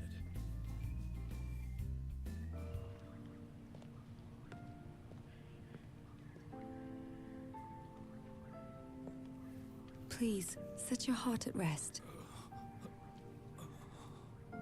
I shall do what I can to ease your suffering. Lady. Now, notice what's on this guy's face here really quick. You can kind of see it through the dim reference, but he has this kind of blotch, almost look like leprosy on him, okay? That's the closest thing that we've got. But we know that this exact malady has a name, and it's written in the cosmogony reports. We read one of those earlier when it discussed covenants. But in the cosmogony, which is kind of this appendix for their biblical literature in the game, religious sort of stuff, there's an ailment or a malady called the star scourge, and the star scourge is considered, you can read it for yourself or remember it in the game and stuff, where the star scourge is a blight from the heavens, basically, and it's wrought on humanity by the wicked. It is the task of the oracle to fight against this star scourge and this blight. Now, in my class, we always talk about how this is incredibly similar to the Genesis 3 understanding of sin, right? It's the idea that there is this malady that infects and plagues humanity. Now, sin is not necessarily, I want you to hear this, sin in biblical context is not the bad stuff that somebody does, but it is the broken spaces of humanity. It is where humanity is simply unable to meet the divine mark of attaining and reattaining God's image, okay? All are made in the image of God, yet sin distorts that image of God, and most oftentimes that manifests in, quote, wrongdoing and immoral behavior. Does that make sense, chat? I was always taught that sin is the bad stuff you do. Sin is it's the symptom of a root cause. Okay, sin in biblical and Jewish and Christian tradition, sin begins in the heart and manifests in immoral, unethical actions. Now, to further this analogy a little bit, there is the idea in the Old Testament and in the New Testament that sin also makes one's body broken. So, this is not good theology, but it was prevalent during the Old Testament history and in the first century Christian stuff until Jesus, right? And here's one of the things that it said that was believed.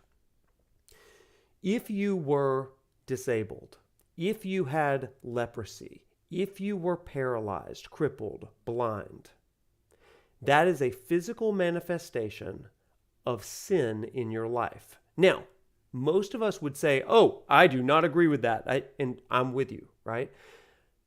In fact, that's something that Jesus would eventually say as well. But in the Old Testament, there is this correlation between one's sinfulness and their brokenness as humans. It's for this reason why Jesus, one time, somebody comes up to him and says, points to this man that was born blind, and he says, who sinned, this man or his parents, that he was born blind? And Jesus says, neither, that this is just for the glory of God, and then he heals the guy, right? And everybody's like, oh my gosh, what in the world? This guy forgives sins? And it's like, well, sure, but also he healed the blind, right? Like that's an amazing moment. There's another moment when Jesus is preaching in someone's house, and there's these 4 friends that come, and there's so many people listening to all of this, right? And that you can't even get into the house. But these 4 friends have a friend who is paralyzed, and so they refuse to take no for an answer, so they climb up on top of the roof of the house, and they pull away the flax and the straw, and they lower the man down in front of Jesus. And you can imagine that he's like lowering down in front of Jesus, and he plops down in front of him. And instead of Jesus saying to him, hey, get up and walk, which is obviously what he was wanting, instead he opens with, son, your sins are forgiven. And it says because he saw their faith, essentially the faith of the friends. Your sins are forgiven. And everybody grabs their pearls and stuff. And they're looking around and they're like, oh, who is this? He's forgiving sins now? And their whole thing was, you can say that you forgave sins, but the dude's still crippled, right? And so Jesus, knowing what is in their hearts, it says in the Gospel of Luke, says that knowing what's in their hearts, he says, what's easier to say? Get up and walk, or your sins are forgiven? But so that you will believe, he turns to the man and he says, get up and walk. And in that moment, he heals him. Now, the reason that story is so important isn't because it's a healing narrative, but because he's playing into what is believed about sin and the manifestation of sin in the body, and he proves that he can forgive sins by healing the person's body. In their mindset, sin equates physical malady. And the fact that he can do that means that he can also heal sins. Does that make sense? Now, I share that story because Luna's doing this, okay? It's a Jesus thing, but more than that, it's the role of Elijah. There's a story that I assigned in the reading today about Elijah healing the widow of Zarephath's son from death, right? And he goes around healing people of all kinds of maladies. Here, we're seeing Luna do that exact thing. Let's watch together. And you can see it, the star scourge on his face.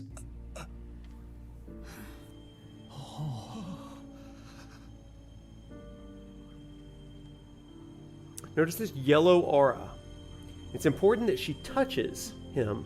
And then watch this. Stars of life and light, deliver us from darkness blight. Watch the movement of the light.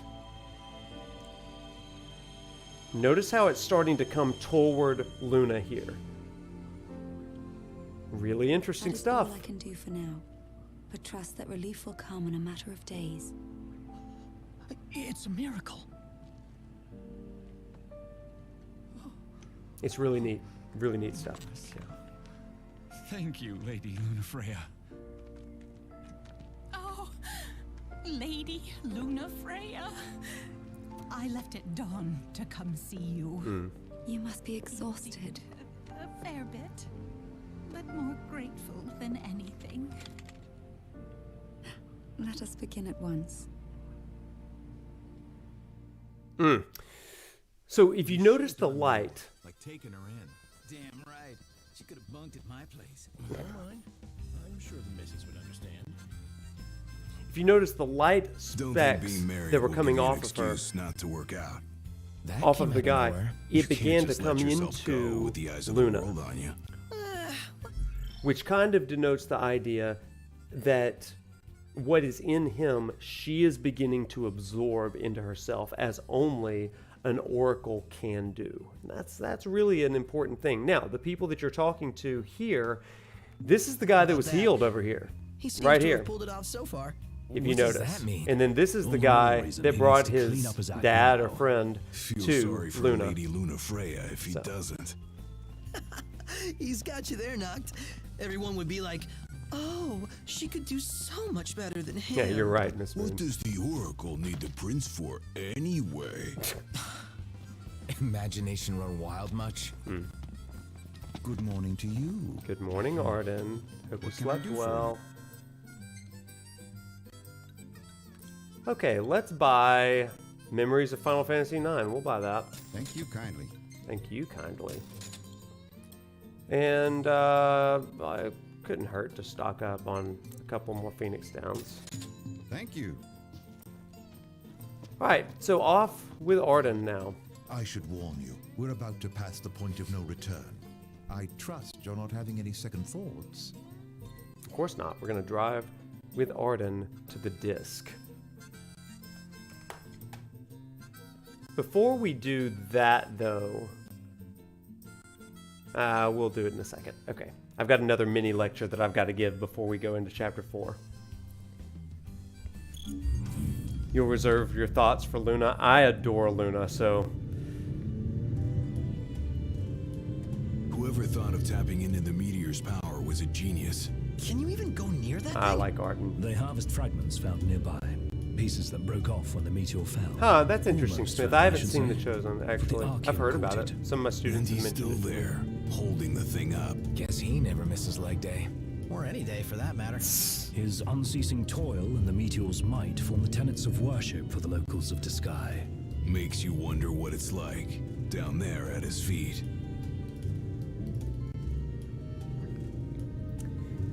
So here you see the ripples of the earth when the meteor hit. So you know it's hot where we're going. Will the camera fare all right? As long as I avoid open flames, it should be okay. That was a tight turn. We don't have a spare if it breaks. Leave it in the car? Oh no, I'm taking it. Welcome, every day Liam. you get up close and personal with the Archaeon. I kick myself if I miss the photo op. Liam, did you hear me just talking about Luna? As they say, That was a pretty huge try and explanation fail, I but did. Never to try at all. So, Look at you. Well, they say that. Not me. Well, you just do what you gotta.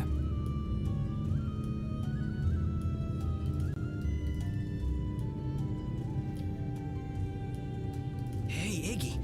Can your glasses take the heat? Well, I don't see why they shouldn't. Even if they couldn't, he'd still be alright. Yeah, Iggy's eyes ain't that bad. Oh, really? Yeah, my vision is passable without corrective lenses. passable. Then why not take them off sometimes? Well, You don't get it, huh? Ignis likes his world to be crystal clear. Don't we all? indeed. I've never been one for ambiguity. Ah, I think I'm getting the picture now.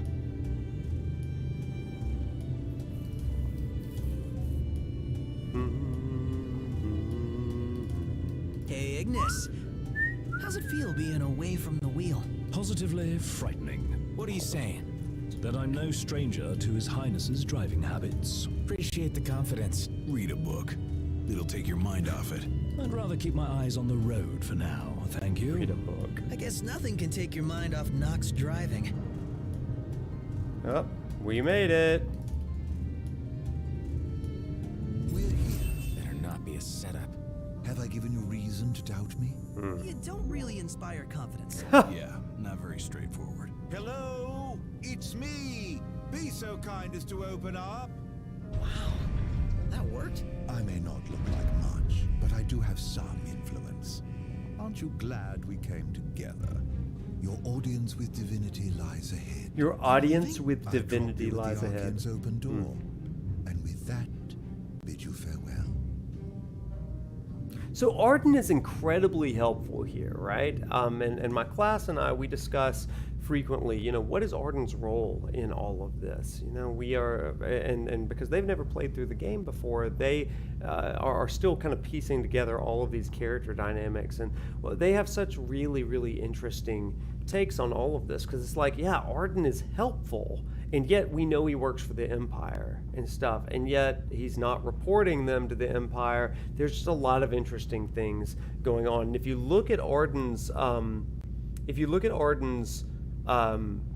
clothing, he's wearing both the colors of Insomnia or Lucis and of Niflheim and the Empire. You know, and I think that that's a really, really, really interesting bit to consider as well. So, you know, I think that one of the things that's easily missed here is that we have some storytelling in this game that is non-traditional, right? I mean, I think that that's clear constantly. What is happening?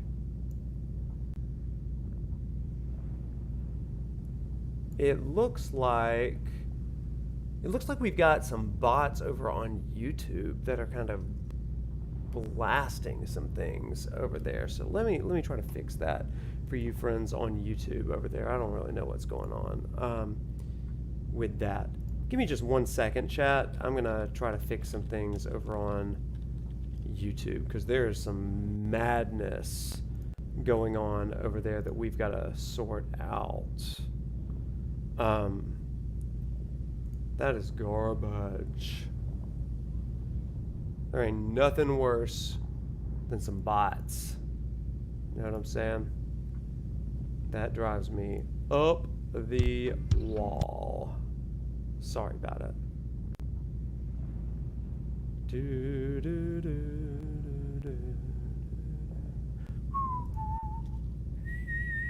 Let's see, we're gonna just remove that fellow.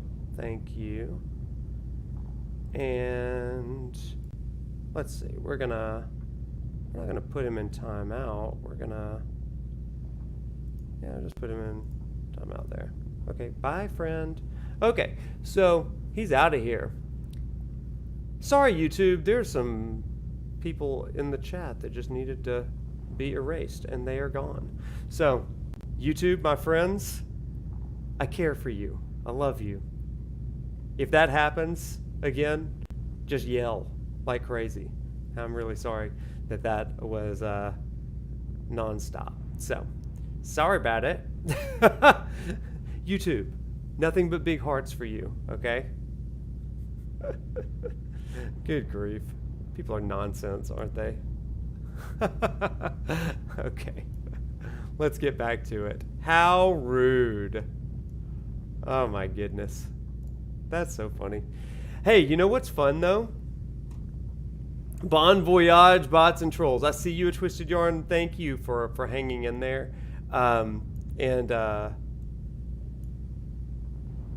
Yeah, that's nonsense. But one good thing about that, you know what I'm saying? One good thing about that, chat, is, hey, our little channel is important enough to be botted. How cool is that, right? How cool is that? we love that. So, we made it. I did it, Mom. How funny. Okay, let's keep going. So, we're gonna... Oopsies. Okay, back to it. Time to drive.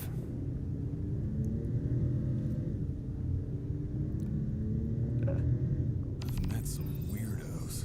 I hope we never meet that one again. We never meet that one again. A little harsh there, don't you think?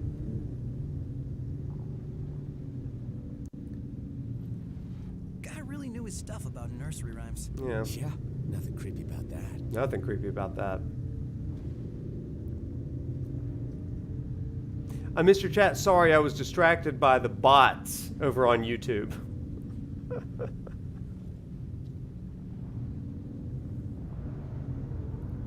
So we keep going this way. Then we'll find out what the Empire's up to.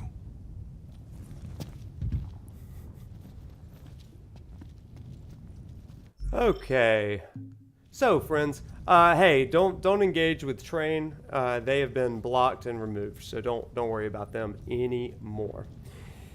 Before we move any further with this, it's important for us to kind of look at a couple of things. So in this particular scene here, we are about to embark on what I would call the Goliath story, right? So Goliath, I'm going to read from 1 Samuel chapter 17 because this is a classic not really coming of age, but coming of kingship story.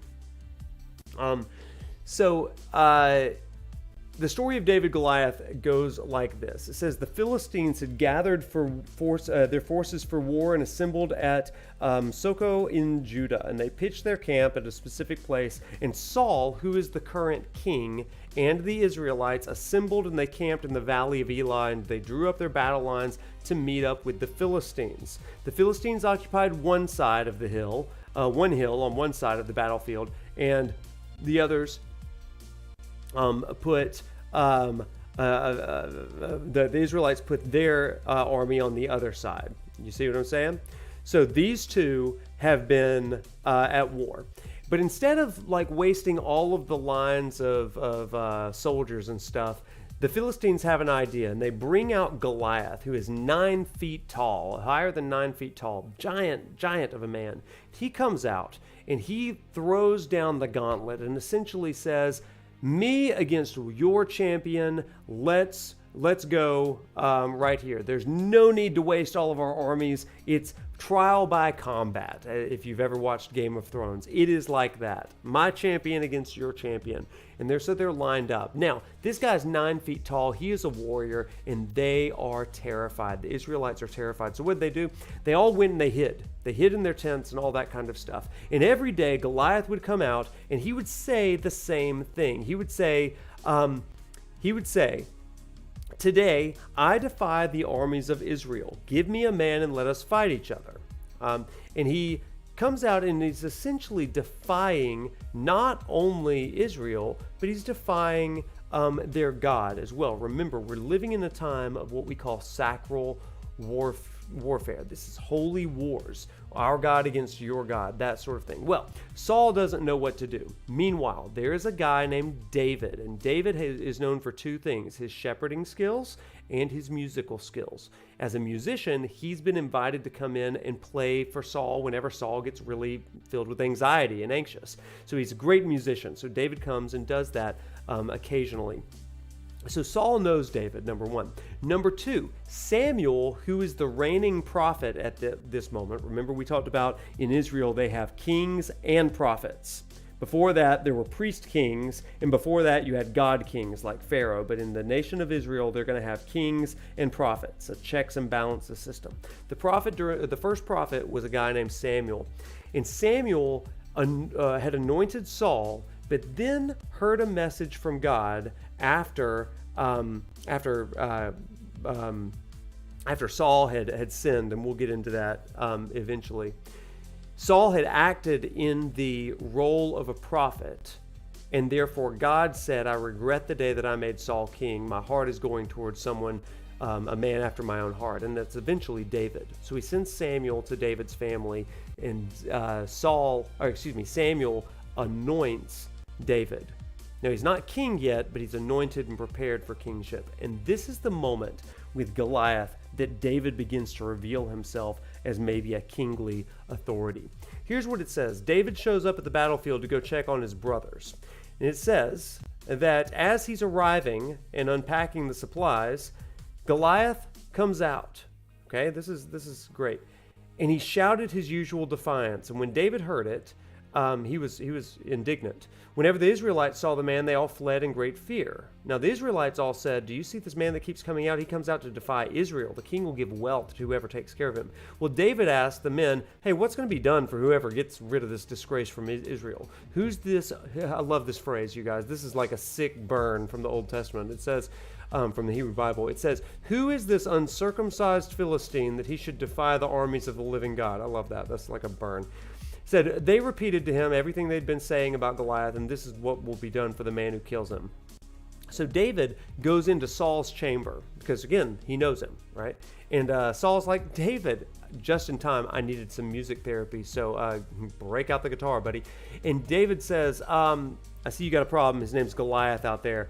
Why isn't anybody going after this guy? Who is this uncircumcised Philistine that he keeps on defying the armies of God, right?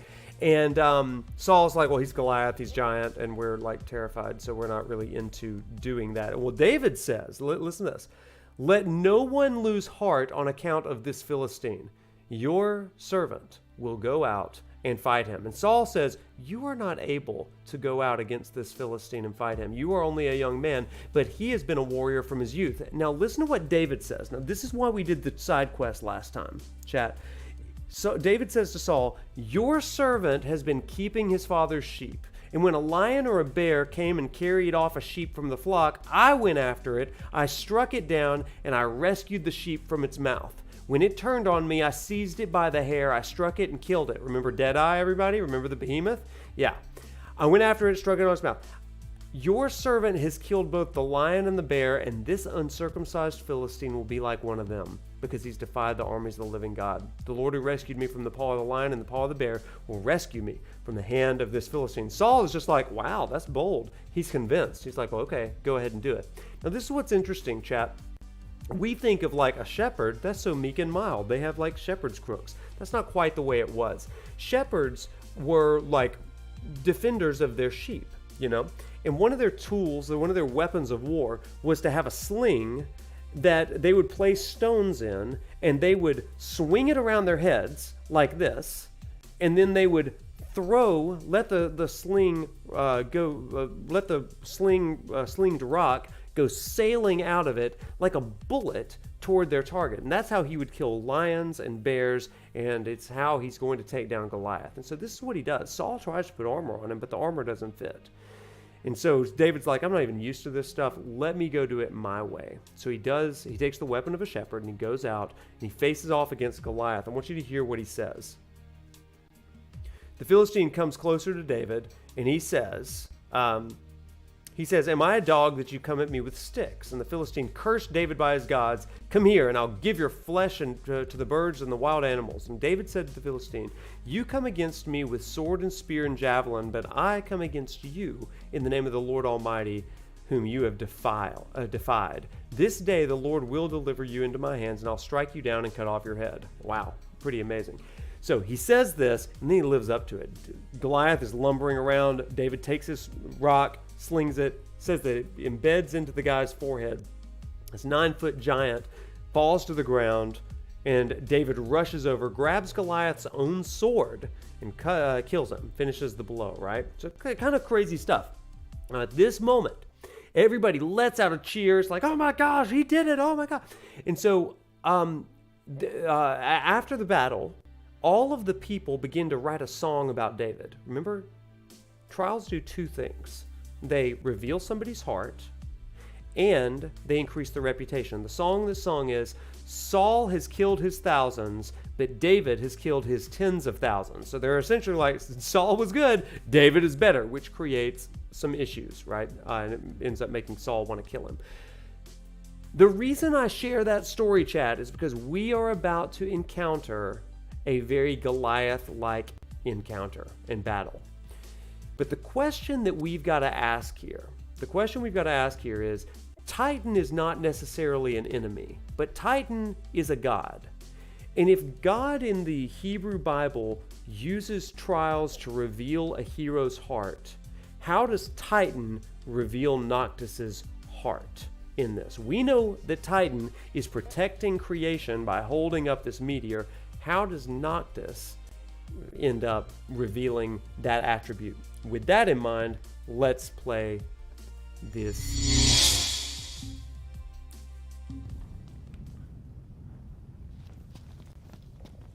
That makes sense, chat? Are you with me? If you have any questions, just put them in the chat. But this is the main lecture portion of the night.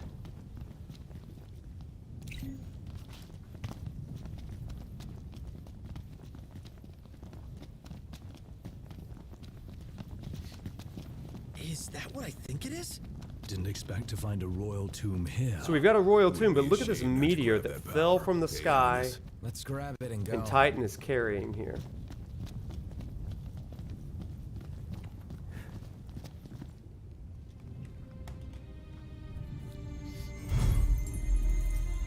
Reputation, baby.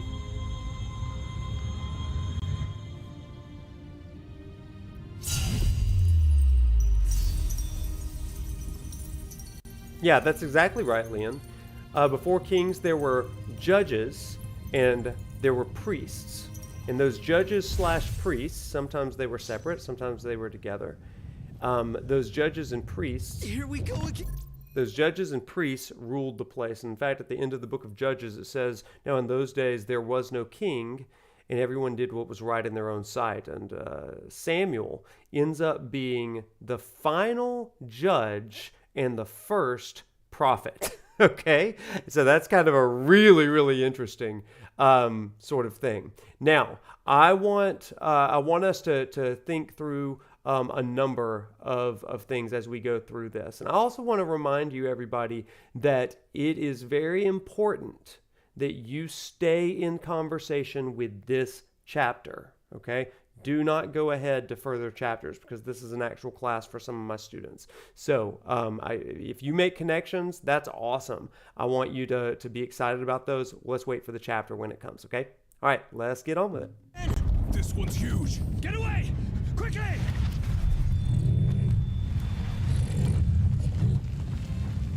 At the hands of Titan, yeah. Now this is a key scene here, and I'm going to dissect it for us, everybody. Knocked! I gotcha! So we've got the shield acting like the shield, right? Your general in command here. Great stuff.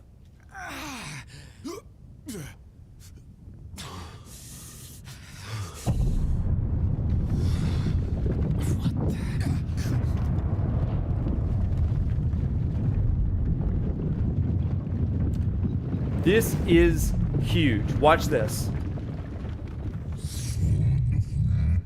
Okay, did you hear that? There were no subtitles for that, but it is so important. Did you hear that? Titan says to Noctis, Son of Man. This is massive. Now, those of you that are familiar with Christian literature, you might immediately go to Jesus. I don't want us to do that.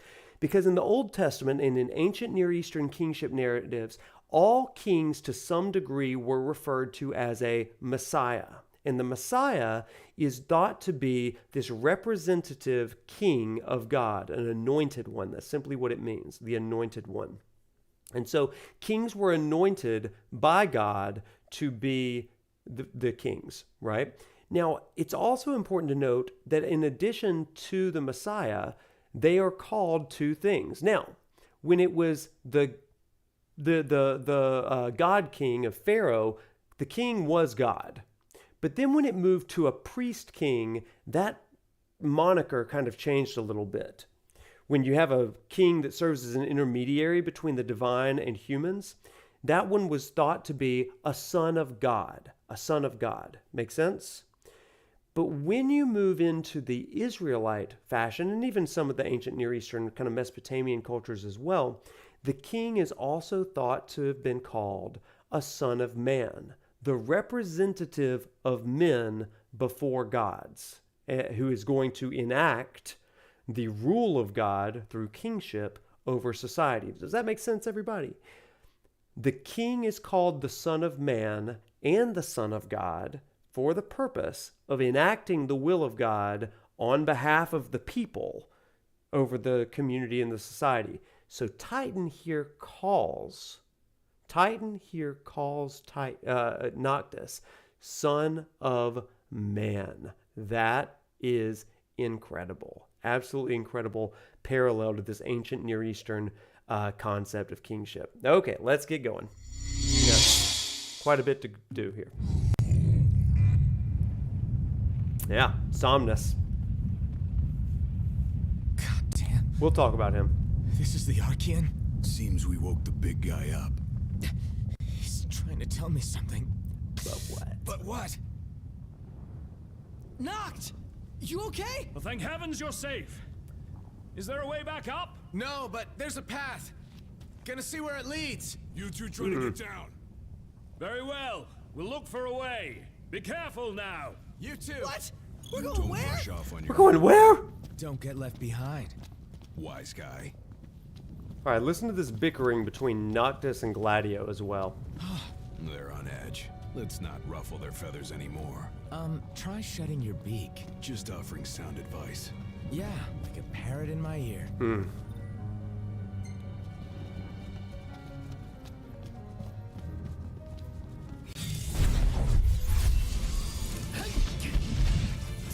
There we go. Get up. There we go. Hey, Gladio, do something. You missed.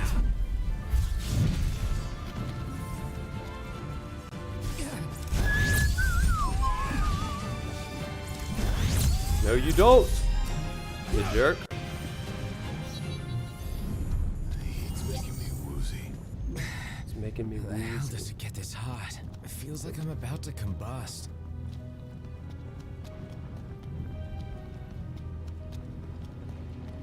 Mediators in some ways, but in the Israel world, in the Israelite world, the kings were meant to rule and govern, and they had a chief parallel or right-hand person that was known as the prophet, right? So we've talked about the three other relationships: the protector, Gladio, the tactician or strategy person, who is Ignis, and then the trusted friend, who is Prompto. And with this, we've got Uriah, and really there's an entire chapter of David's 30 mighty warriors.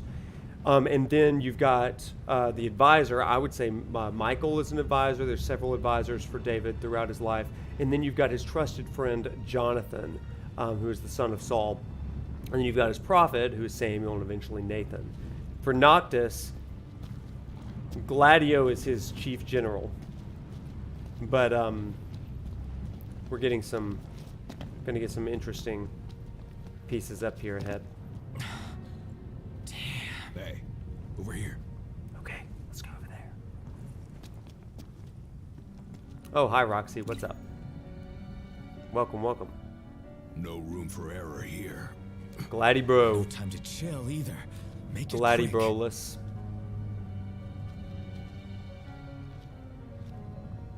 Just want this to be over.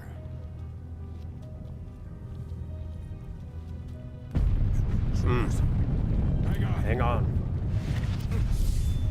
My head. Again. Of all the times. Let's hurry the hell across.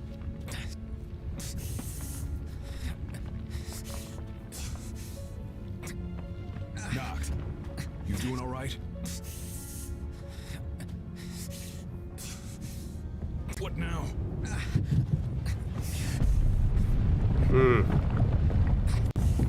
Hey, Titan! What's the big idea? He needs to clean those nails. Solid ground first. Faster! Calm down. I'm going as fast as I can.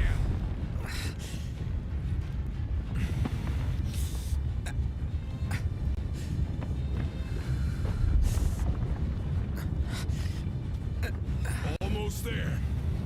Almost there. Let's go. Yeah, chapter 4.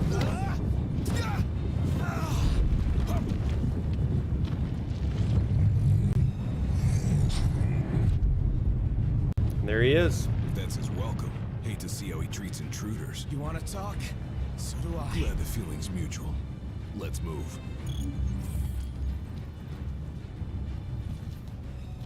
Okay, now we keep going.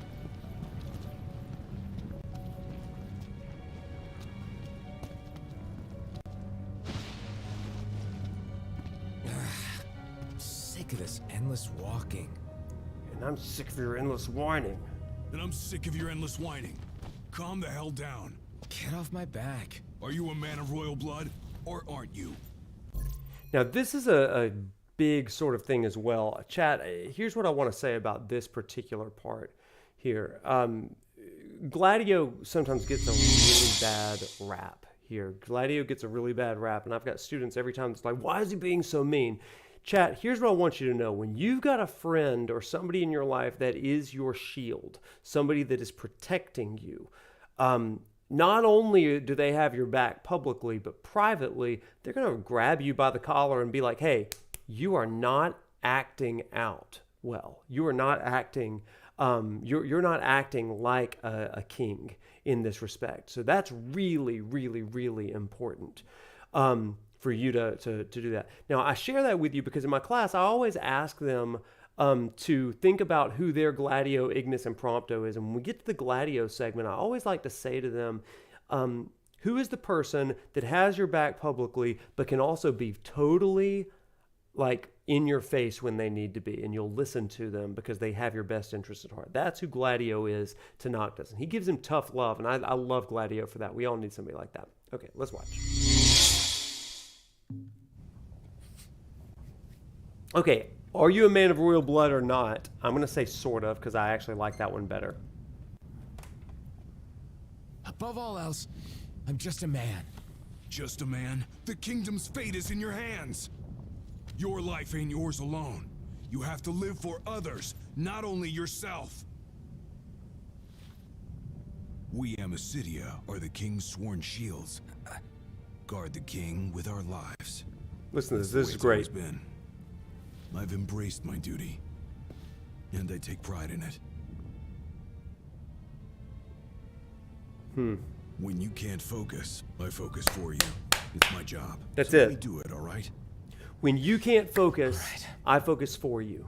This is also the moment when Noctis realizes that Gladio's dad died saving his dad. And you can tell because he kind of has this moment of like, ah. Oh. And then you walk a little further, and they actually discuss it. But I had to get it out.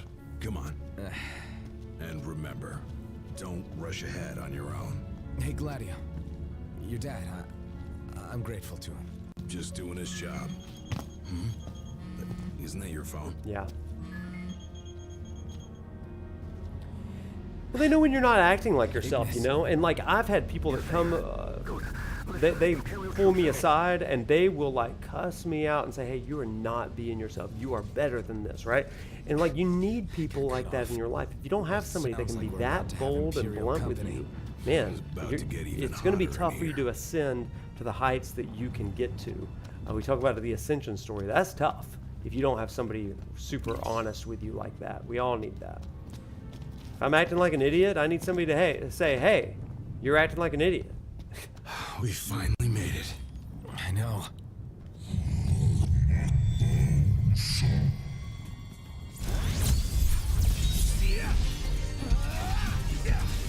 There we go.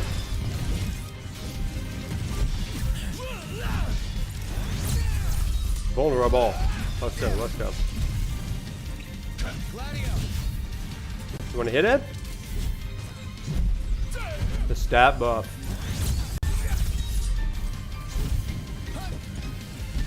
Yeah. Yeah, I don't need the fire. I don't want it.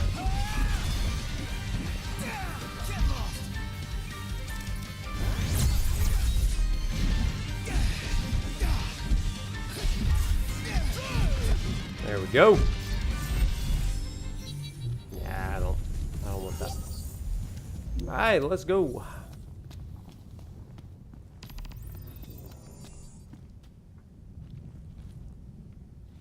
Follow the trail. I'm here, Titan. Hello. Hey, I'm here.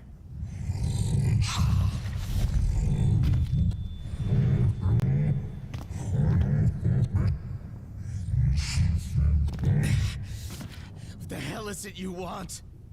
Yeah. Quit screwing with my head. Yeah, Yarn, that's an awesome. Ah. All right, everybody. This song that's playing in the background, let's talk about this really, really quickly. This is one of my favorite, this is my favorite song in Final Fantasy 15.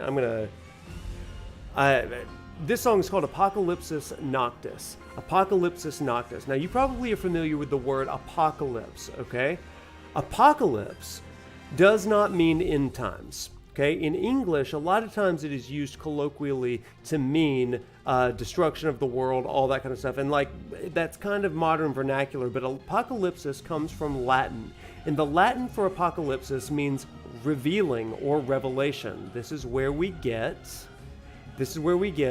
the book of Revelation, right? The apocalypse. It is the revealing. This song, and translated, Apocalypsis Noctis, is either the revealing of the night or, more accurately, the revealing of Noctis.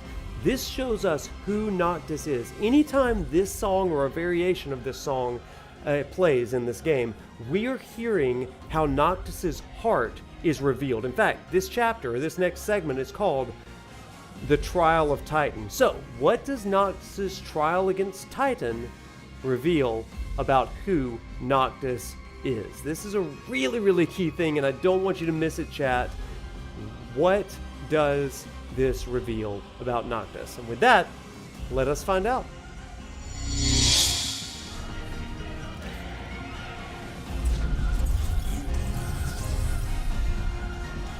Oh, he's huge. Very Goliath here.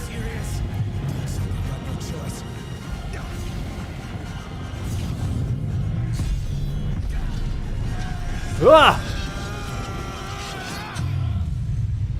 Oh, man. Oh! Are you all right? Do you remember the part of the story of David and Goliath when all the Israelites were fearful of Goliath? That's kind of what's going on here. We've got Noctis and Gladio running from Goliath. They kind of embody that initial fear that Israel has. We are sitting ducks. Let's go. Don't need to tell me.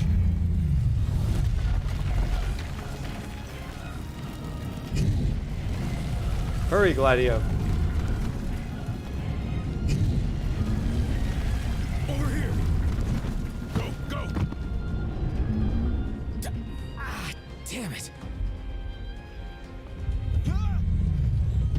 This song is so freaking good. Favorite song. Run! He just won't quit.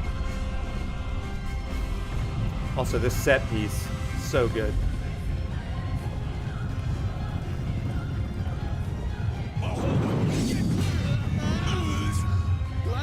God, so good. I can't keep this up. Here it is, the Trial of Titan.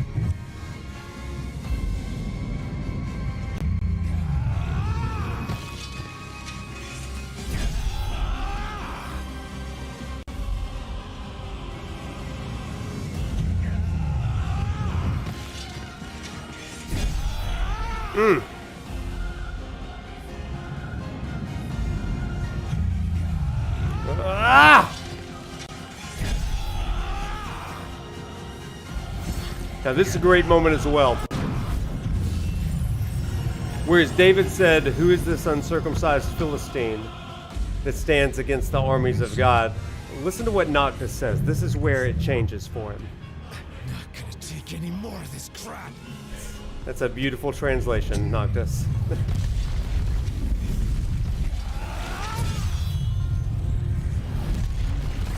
Alright, let's go.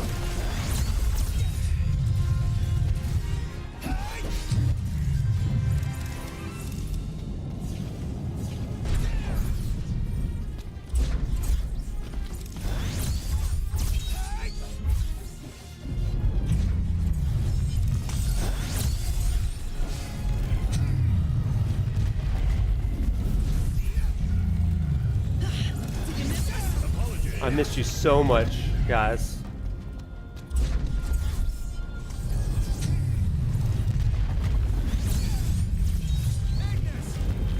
Go, Ignis, go!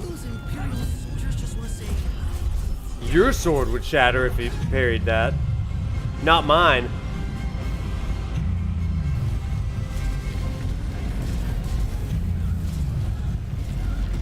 Alright, and the Empire, which, by the way, wants to fell the gods, right? They are here now.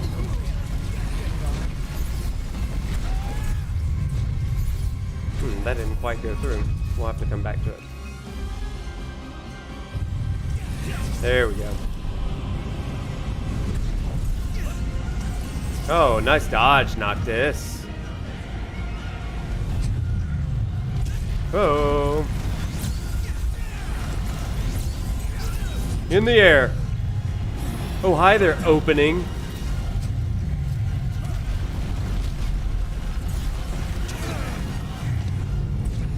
Okay, let's go. He's down. Let's go. Let's go. We can armature it. Let's do it.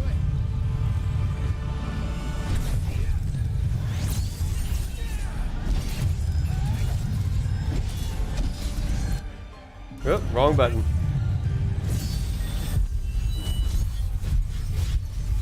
Can't even see. Ooh, I'm all over the place right now. There we go. We're killing everything. Ooh. Back up. I accidentally hit first person mode, so I was out of it for a second.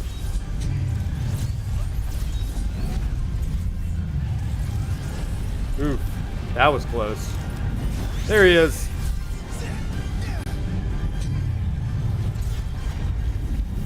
Ooh, close, Noctis.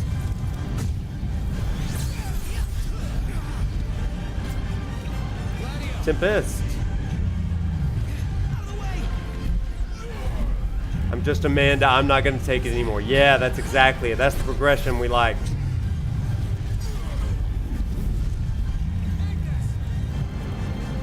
Shoot him.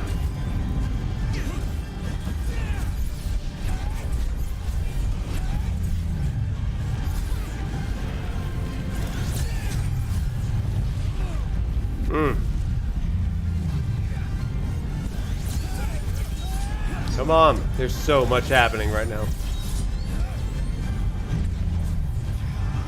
Ow. I'm so good. Attack!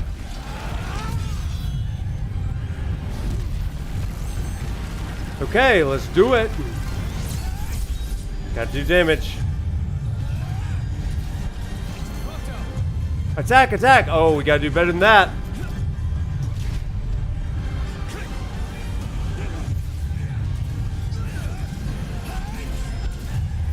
Not near enough.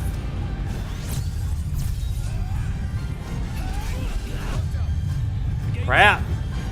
Now, notice this. Notice David used stones. These guys throw their magic stones. And then Noctis uses his sword. Just a subtle illusion. I don't think it's totally not coincidental, but also coincidental, right? They throw stones, hits them. Yep, still and there we here. go. If a little battered. Does this mean it's over? What is it now? What is he doing? All right, big scene, friends.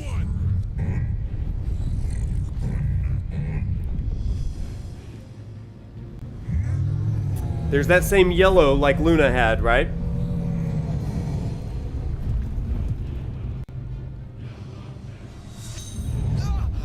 Okay, chat, this is massive, massive. Don't miss this.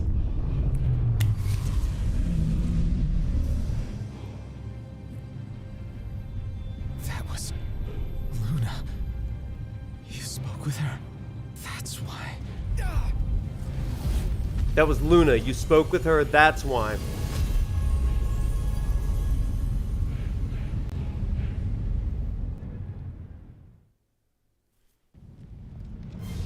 So very quickly, let's talk about that really quick, because that's a massive, massive, massive sort of thing that's happening. So Luna, the question that we have in my classes is, if Luna's okay, why is she not meeting up with Noctis just yet? And the reason is because she's got other things to do. Iris said that she heard that Lady Lunafreya had come by Lestallum briefly, but she was gone now. But the good news is that she's safe. So why did Luna not wait around for Noctis or connect with Iris or something like that? Or just kind of wait around knowing that he would eventually be there? Because she has a task to do, and that task involves going to Titan. Now, we know when Luna went to visit Titan because that was when the headaches began to start. Titan had been sleeping. He had been dormant under this meteor for years and years and years. And yet Luna wakes him up. The question for us is why? Why is Luna waking him up? Now that's going to be an answer, or that's going to be a question that we answer in chapter 5 on Thursday. But this is the core of Luna's story. So, Leon, you mentioned earlier that you're on the fence about Luna. Thursday's stream is big for Luna, okay? And it explains who she is, what her role is, and this is an incredibly, incredibly important thing to understand here. So as we close out this particular chapter, we've still got one more cutscene here. Noctis is continuing his ascension story. This was his first trial, like major trial. The minor trials have been varmints and things like that, going to find frogs and, chocobos and behemoths. That was a pretty big one. But it was all preparation for this. Just as David's preparation in 1 Samuel was when he was ready to take on Goliath, his excuse or his justification was, Your Highness, I have killed lions and bears in protection of sleep. Not in protection of sleep, sometimes I wish. In protection of sheep. So this is an important thing too. Like I did that, and so God is going to give me the head of this Philistine, right? Like our enemy. This is going to be a really important thing to remember moving forward. And this act with Noctis reveals that he also is growing into some courage. But one thing that I'm going to say here is that whatever the trial is, that specific trial is going to result in giving Noctis a blessing. And what is the blessing of the gods that Noctis receives here? Well, it's the blessing of Titan. And who is Titan? But Titan is the one who has this concern and protection over creation and what it can be. We know this because he intercepts this meteor. So what does it mean for Noctis to take pain upon himself for the sake of a kingdom, of a creation?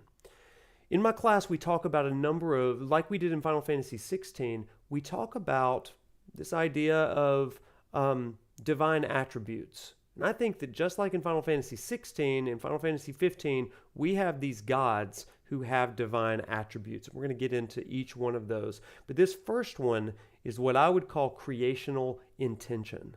Titan seeks to preserve and protect the creation from outside forces. Now, what are those outside forces? We'll get into that in about chapter 12.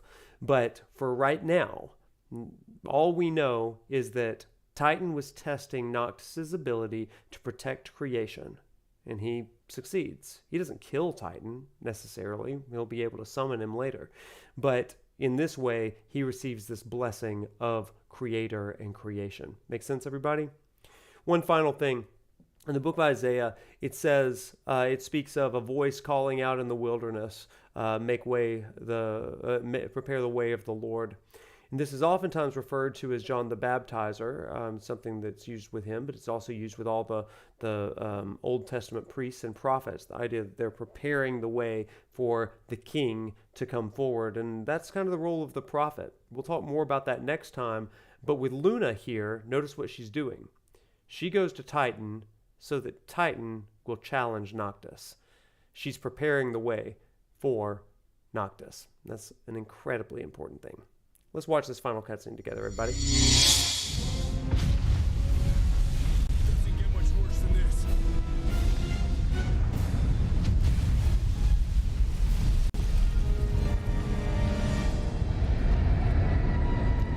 The Empire? Now?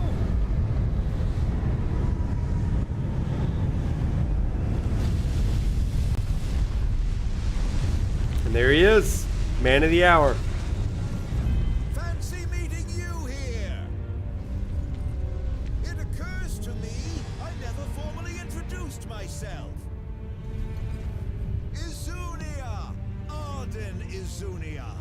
Imperial Chancellor, Zinnia. And Ignis is like, oh yeah, him. And more importantly, to your aid. I guarantee your safe passage. Though you're always welcome to take your chances down there. Buried among the rubble, is it? Dying here is not an option. We have no choice, Noctis. I know.